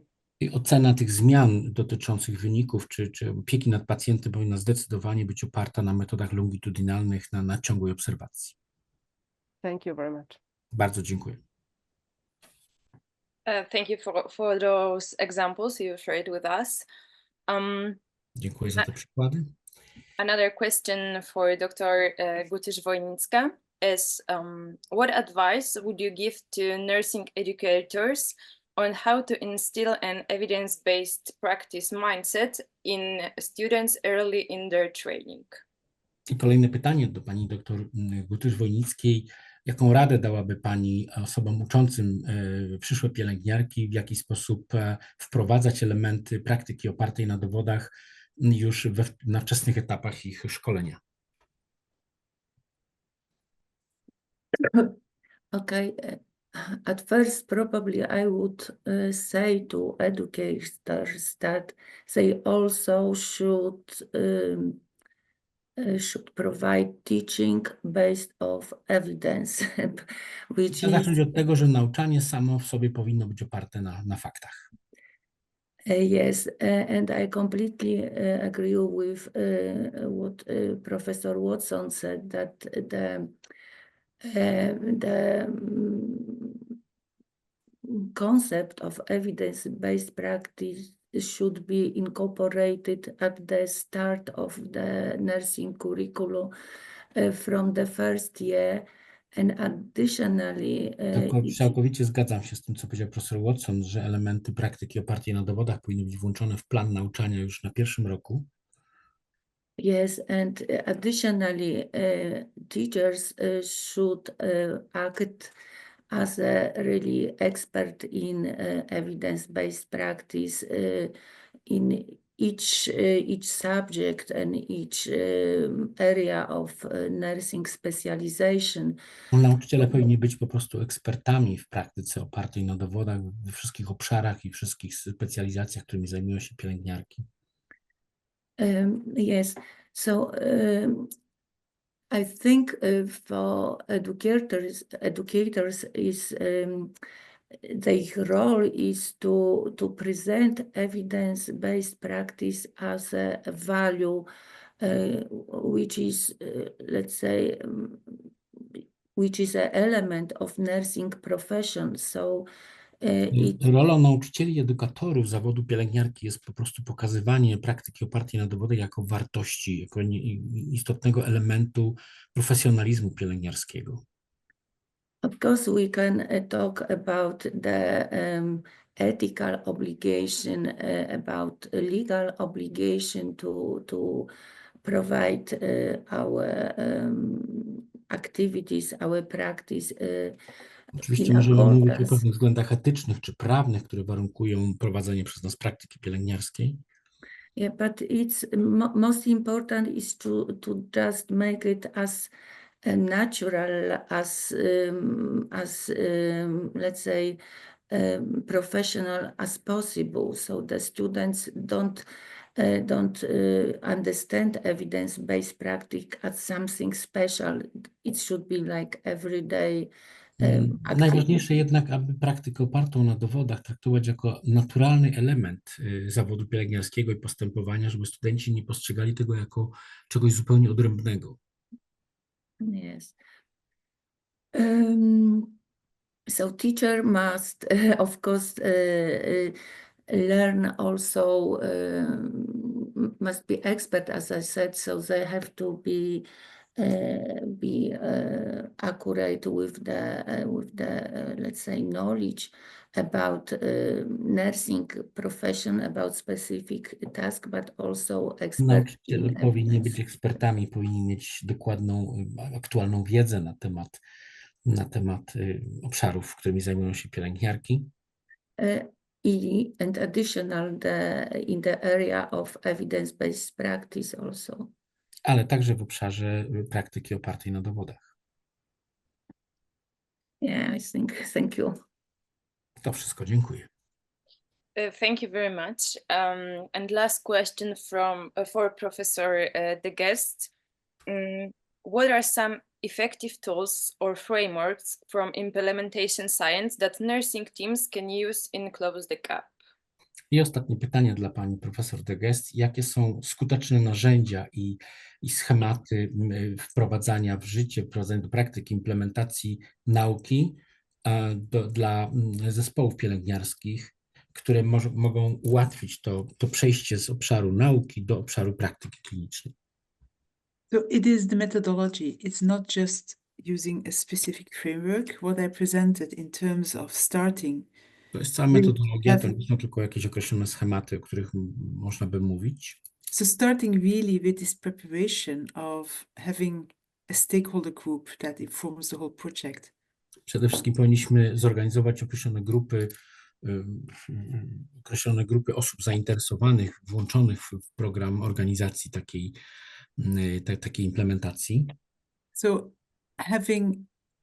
investing in a thorough contextual analysis. Inwestując również w taką analizę całego kontekstu naszych działań. That then informs your intervention, development, adaptation. Który mógłby potem wpłynąć na odpowiednią implementację i rozwój tych praktyk opartych na dowodach. And also the development of your implementation strategies. I oczywiście rozwój tych strategii implementacji. And so each of these different parts of an implementation science project. Każdego z tych poszczególnych elementów projektu. Will request some theoretical input. Każdy z nich będzie miał pewien wpływ teoretyczny. Stakeholder inputs. Wpływ związany z wszystkimi osobami zaangażowanymi w realizację projektu. The use of empirical evidence. Wykorzystanie odpowiednich dowodów empirycznych. And what you learn from contextual information. I wszystkie informacje uzyskane w kontekście tych działań. Yeah. So our experience has really shown. Nasze doświadczenia wyraźnie pokazały. If you invest sufficient in this preparatory phase. Jeśli zainwestuje się odpowiednio dobrze, odpowiednie środki w tę fazę przygotowawczą. That you are certain that you have an intervention that is relevant and needed for a specific setting. Wtedy pewnym, że ta interwencja jest odpowiednia i rzeczywiście potrzebna w określonych warunkach. That you work extremely closely with clinical settings. I to wtedy będzie bardzo blisko praktyki klinicznej. that you are willing to invest a lot in implementation strategies. Potrzebna jest chęć do inwestowania rzeczywiście dużych środków do implementacji tych strategii. It's possible to implement and sustain the most complex intervention in even low resource settings. I wtedy to umożliwia rozwój i implementację właściwie każdej strategii, nawet przy założeniu, że dysponujemy niewielkimi środkami. In the chat, there was a question, yes, but we don't have nurses in Poland and we don't have resources. I na czasie też jest pytanie dotyczące ograniczonych zasobów i liczby pielęgniarek w Polsce. And that admittedly is a major barrier, I to rzeczywiście to jest jedna z większych przeszkód, which is not only limited to the Polish setting. która nie tylko dotyczy Polski. But what we have seen in our own work A to, co obserwujemy w trakcie naszej pracy, is that by creating innovation, kreując pewne innowacje, through implementation science, poprzez rzeczywistą taką naukę dotyczącą implementacji in, for instance, nursing home settings, i wpływając na aktywności pielęgniarskie związane z opieką domową, where the innovative care model tworzymy zupełnie innowacyjny model opieki. was focused on increasing geriatric expertise at all levels of the nursing home. I to było związane z tworzeniem, z uzyskiwaniem wiedzy dotyczącej opieki pielęgniarskiej w warunkach domowych, With the goal to reduce avoidable hospitalizations in this vulnerable population. To celem tego było unikanie niepotrzebnych kolejnych hospitalizacji w tej i tak już bardzo cierpiącej populacji chorych. That we were able to sustainably achieve this intervention effect. I mogliśmy uzyskać ten dobry efekt, który się utrzymywał, taki trwały, utrzymujący się efekt. And that nurses, when they heard about this new innovation that resulted in better quality of care, I pielęgniarki, które tutaj martwią się o wprowadzanie innowacji do opieki nad pacjentami w warunkach domowych, spontaneously came to these nursing homes and wanted to work there. spontanicznie wracają do domów opieki. So I turn it around. The environments which have good leadership, which have vision, and which can create this innovative climate have really a strategic advantage in healthcare. I jestem przekonana, że rzeczywiście strategiczne znaczenie w opiece medycznej ma tworzenie środowiska, w którym są liderzy, którzy mają wizję. And here also, I very much believe in embracing collaborations, interdisciplinary. All our projects are with physicians involved. I wierzę oczywiście w współpracę interdyscyplinarną. Wszystkie projekty, które prowadzimy, we wszystkich tych projektach uczestniczą lekarze. So they are co-investigators on nurse-led projects. To są oni współbadaczami w projektach, które dotyczą opieki pielęgniarskiej.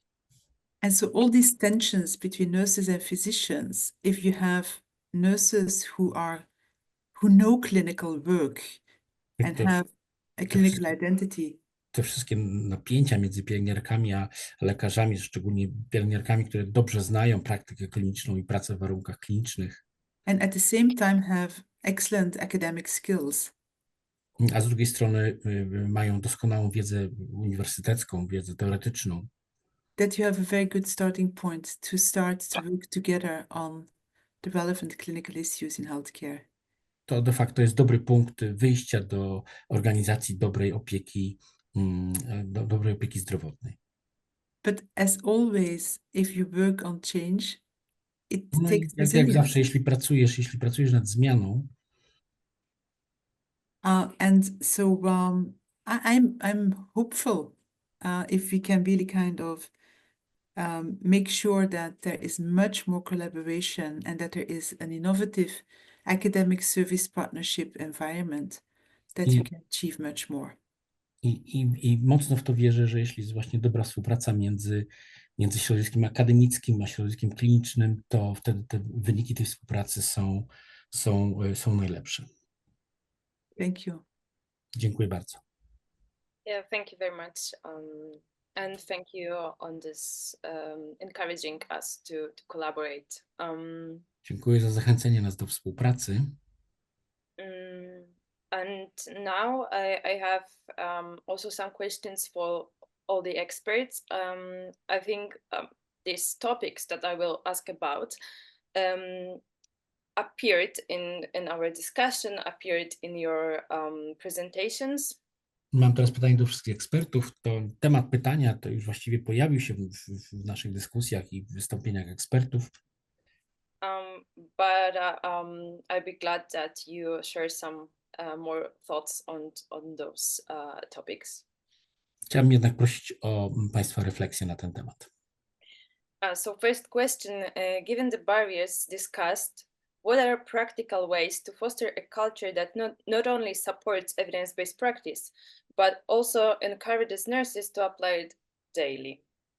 Biorąc pod uwagę przeszkody, które zostały tutaj już przedstawione, jakie są praktyczne sposoby, aby zachęcać do budowania pewnej kultury, która nie tylko wspiera praktykę opartą na dowodach, ale również zachęca pielęgniarki do stosowania tego w codziennej praktyce? So whoever of you expert Kto z Państwa chciałby podzielić się swoimi przemyśleniami?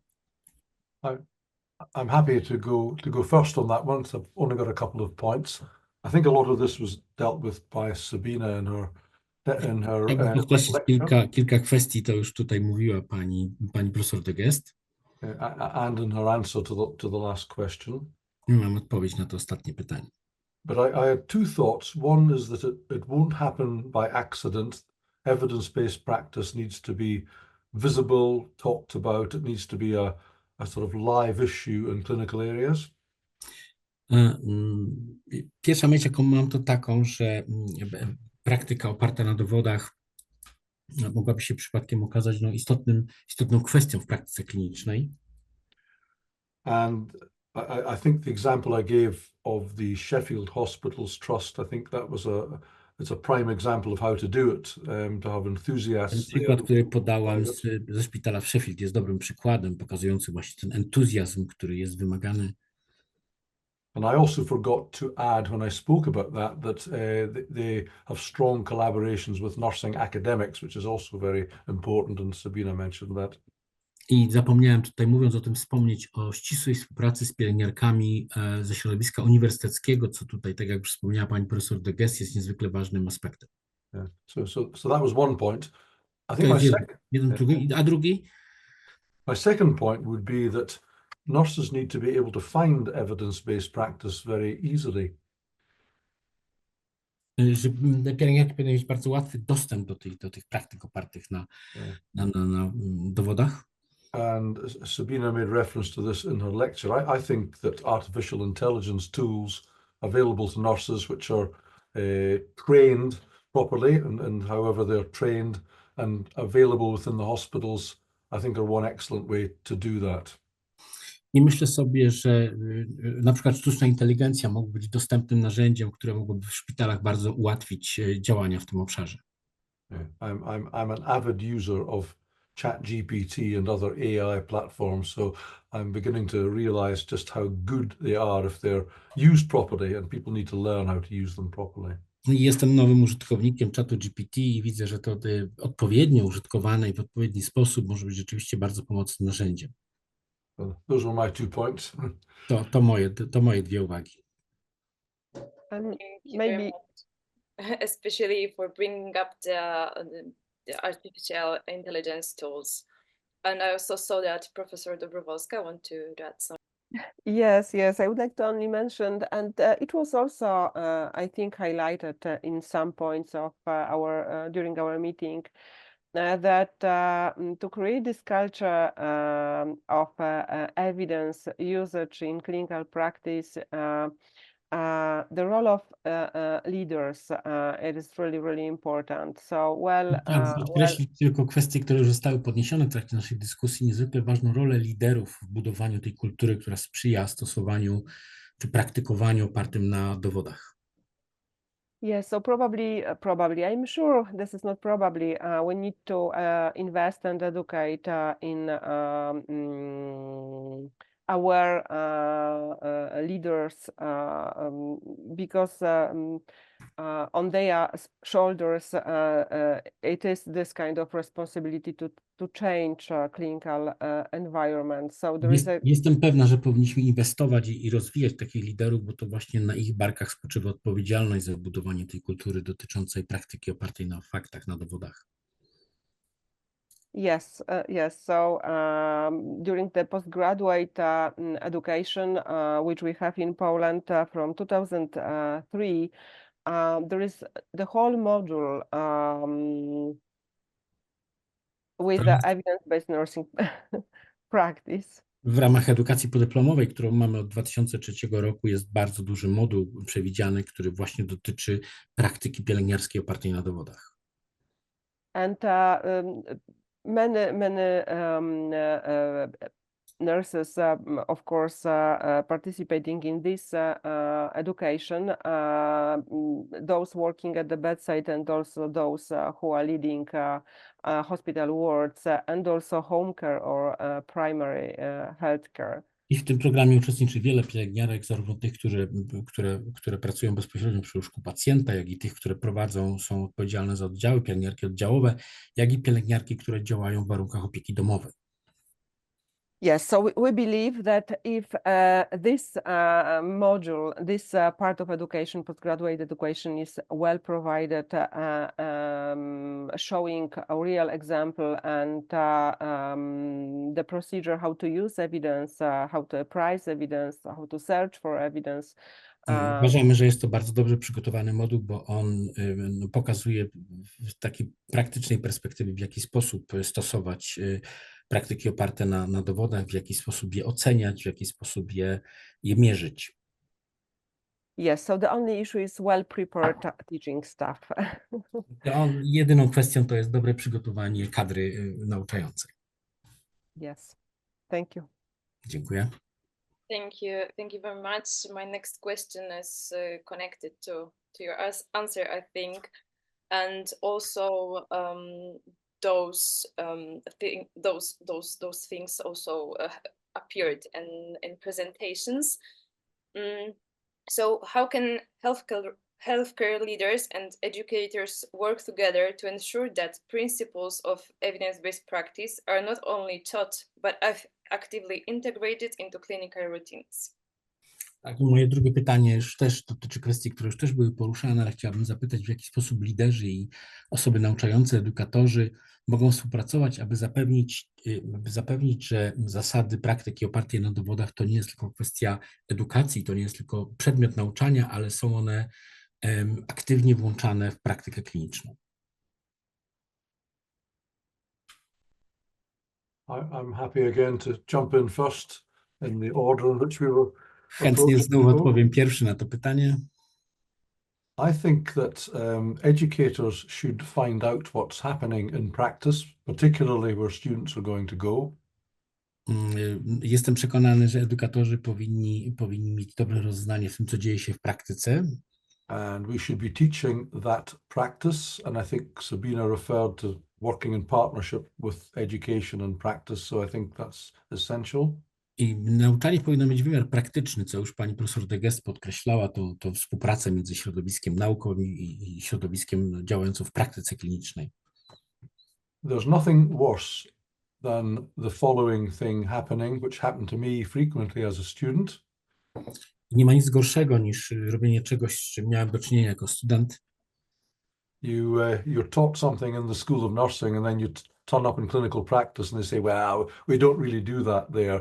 And that just destroys the whole thing. It destroys trust. So I think... Że jesteś czegoś uczony, a potem idziesz na praktyki i tam się dowiadujesz, że nie, my tego nie robimy. To całkowicie burzy zaufanie do nauczycieli. That's my addition. That's my point. To moja uwaga, moja odpowiedź. I think every student will agree with you, professor. Myślę, profesorze, że każdy student się z panem zgodzi. So here I just would like to say I really have a dream Mam rzeczywiście jedno marzenie, that nursing embraces its basic mission, which is the clinical frontline. żeby mieć tą świadomość, że pielęgniarka to jest niezwykle ważna osoba, która znajduje się w pierwszej linii opieki nad pacjentem w And praktyce klinicznej. there has been unfortunately in nursing this disconnect on the one hand between clinical practice and nursing education, nursing research. I niestety jest pewien rozdźwięk między praktyką kliniczną a edukacją i nauczaniem pielęgniarek. And much too much still in clinical practice, a management style which is not stimulating the use of all the resources in view of motivation and in view of brain, which we have in nursing. I mam też takie marzenie, że będą wykorzystywane wszystkie możliwości, aby rzeczywiście zwiększyć tę świadomość i zachęcać pielęgniarki do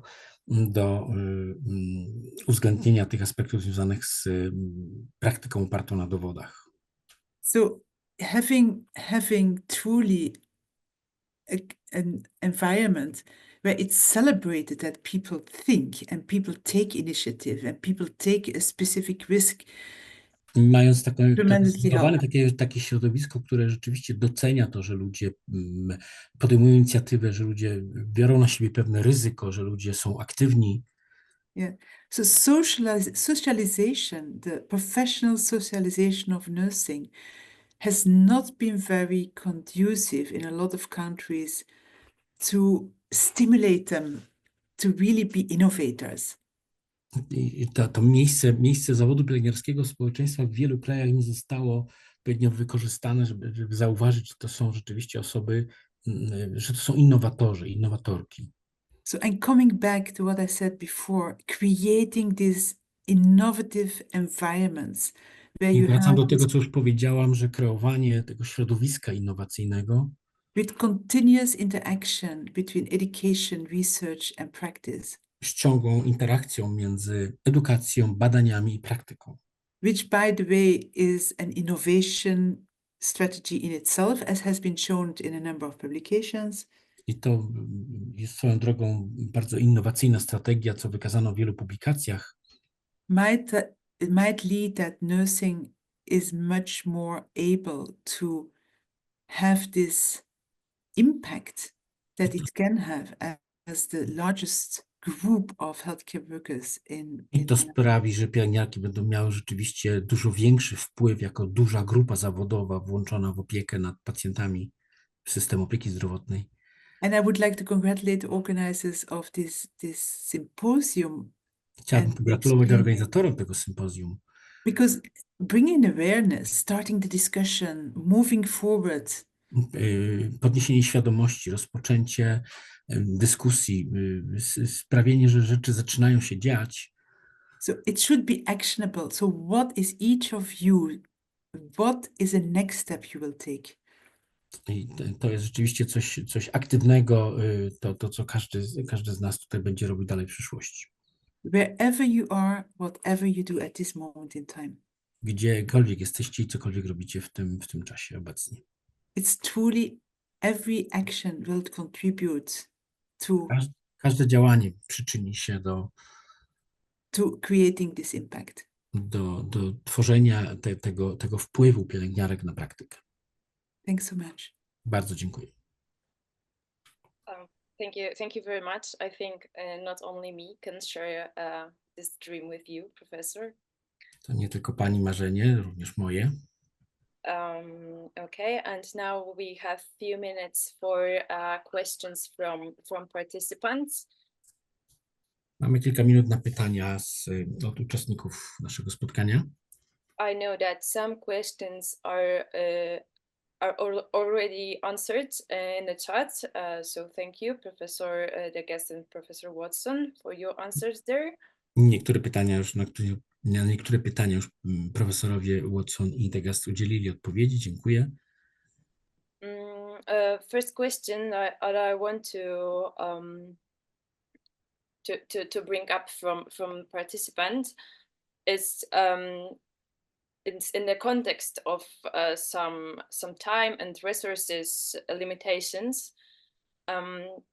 Do you face some challenges in clinical practice in context of those limitations, and how have you managed them? How have you dealt with them? Już nie będę czytał tego pytania całego, bo widać je na czacie dla Państwa. Ono dotyczy radzenia sobie z pewnymi ograniczeniami dotyczącymi ograniczeń czasowych i ograniczeń finansowych.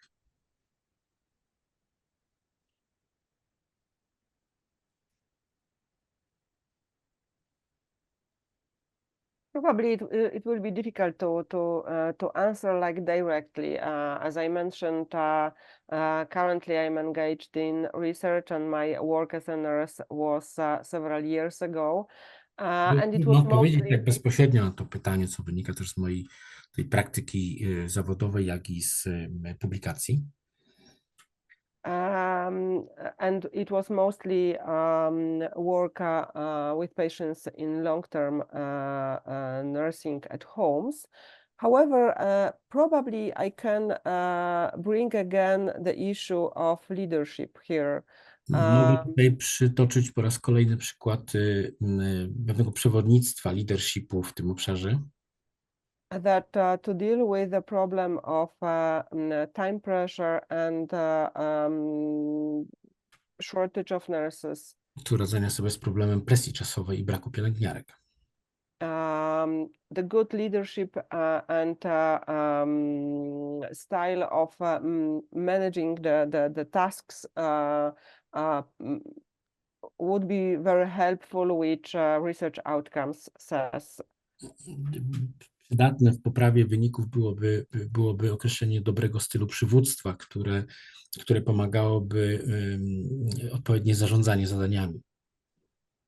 Yes, so this is from my side. To z mojej strony. Yeah, my clinical practice is also a long time ago, but the answer to Moja praktyka kliniczna również sięga wielu lat wstecz. the answer to the question is yes, you do meet problems and opposition and barriers. Moja odpowiedź jest taka, że oczywiście spotyka się problemy i przeszkody i pewien opór. And we've talked a great deal about building things from the bottom up and being cooperative. Mówiliśmy wiele o budowaniu pewnych rzeczy od podstaw i o współpracy, o postawie do współpracy. But just now and again, there is a case for telling people this is how it's going to be and this is the policy. So sometimes you need to be a little bit more, a little bit less cooperative and a little bit more authoritative to make sure that things are done the right way. Sometimes it's necessary to do that. I to taka moja uwaga, że czasami jednak trzeba być troszkę mniej kooperatywnym, a trzeba wykazać więcej autorytetu i są sytuacje, które wymagają takiej właśnie postawy. Okay, thank you very much. We don't have much time left. Nie mamy zbyt wiele czasu już. So please sorry. my tongue got tangled. To round up our discussion, please share one takeaway or practical advice for our participants. Podsumowując naszą dyskusję, bardzo Państwa proszę o jedną złotą myśl, taką do zapamiętania przez naszych uczestników. So one take-home message from each of our experts. Jedna myśl od każdego z Państwa. Well, I don't want to break. I'll keep up the tradition of me going first. Tradycyjnie już będę pierwszy. I hope the others don't mind. I would say tackle realistic problems. Don't try to change what you can't change. You've got to be able Moja to rada byłaby taka, aby traktować problemy w sposób realny, to znaczy zmieniać to, co rzeczywiście można zmieniać. yeah. Try to Nie change. próbować zmieniać tego, czego się nie da zmienić. Yeah. Try to change what's in front of you that you have authority over. Don't try to change the whole hospital or the whole system because you'll just fail. Innymi słowy, należy działać w odpowiedniej skali, znaczy zmieniać to, z czym ma się do czynienia, a nie zaczynać od zmiany całego systemu czy całego szpitala. That's my point. To moja myśl. I will follow Professor Watson' message that if you cannot use evidence in practice or because there are several obstacles coming from the system or leadership, you can do it in a way like cooperating with or within associations and producing or working on good guidelines, good position statements, or good recommendations with using evidence, showing in a wide scale how practice can be changed in some clinical scope. I ja bym tutaj dołączyła się do myśli profesora Watsona, że rzeczywiście jeśli nie można wprowadzać pewnych zmian z uwagi na pewne opory, to można współpracować z towarzystwami w opracowaniu odpowiednich wytycznych czy rekomendacji, które umożliwią i ułatwią wprowadzanie tych opartych na dowodach dobrych praktyk do praktyki klinicznej.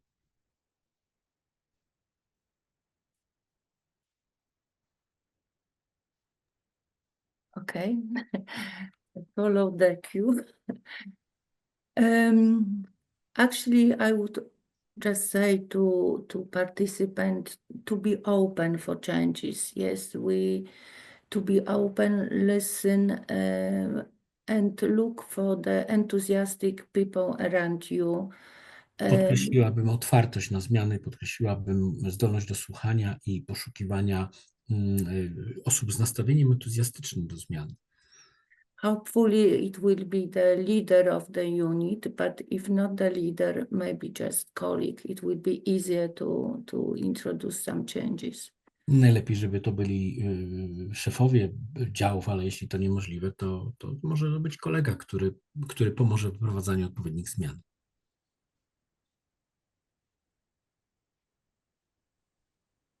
So I would like to state that yes, there is Chciałam evidence, powiedzieć, but do not forget that there is implantation. If you do not address implantation, you will never get to evidence-based practice. ja bym podkreśliła, żeby nie zapominać, że to jest kwestia implementacji. Jeśli nie ma dobrej implementacji, to nie ma mowy o tym, żeby wprowadzać praktykę opartą na dowodach. And I do look forward to see Polish nursing flying. Jestem bardzo ciekawa, jak dalej poradzą sobie z tym polskie pielęgniarki. Thank you very much. And that this way we come to an end. Dotarliśmy do końca naszego spotkania. Thank you very much. That was really great to listen to you and to have the opportunity to learn from you all.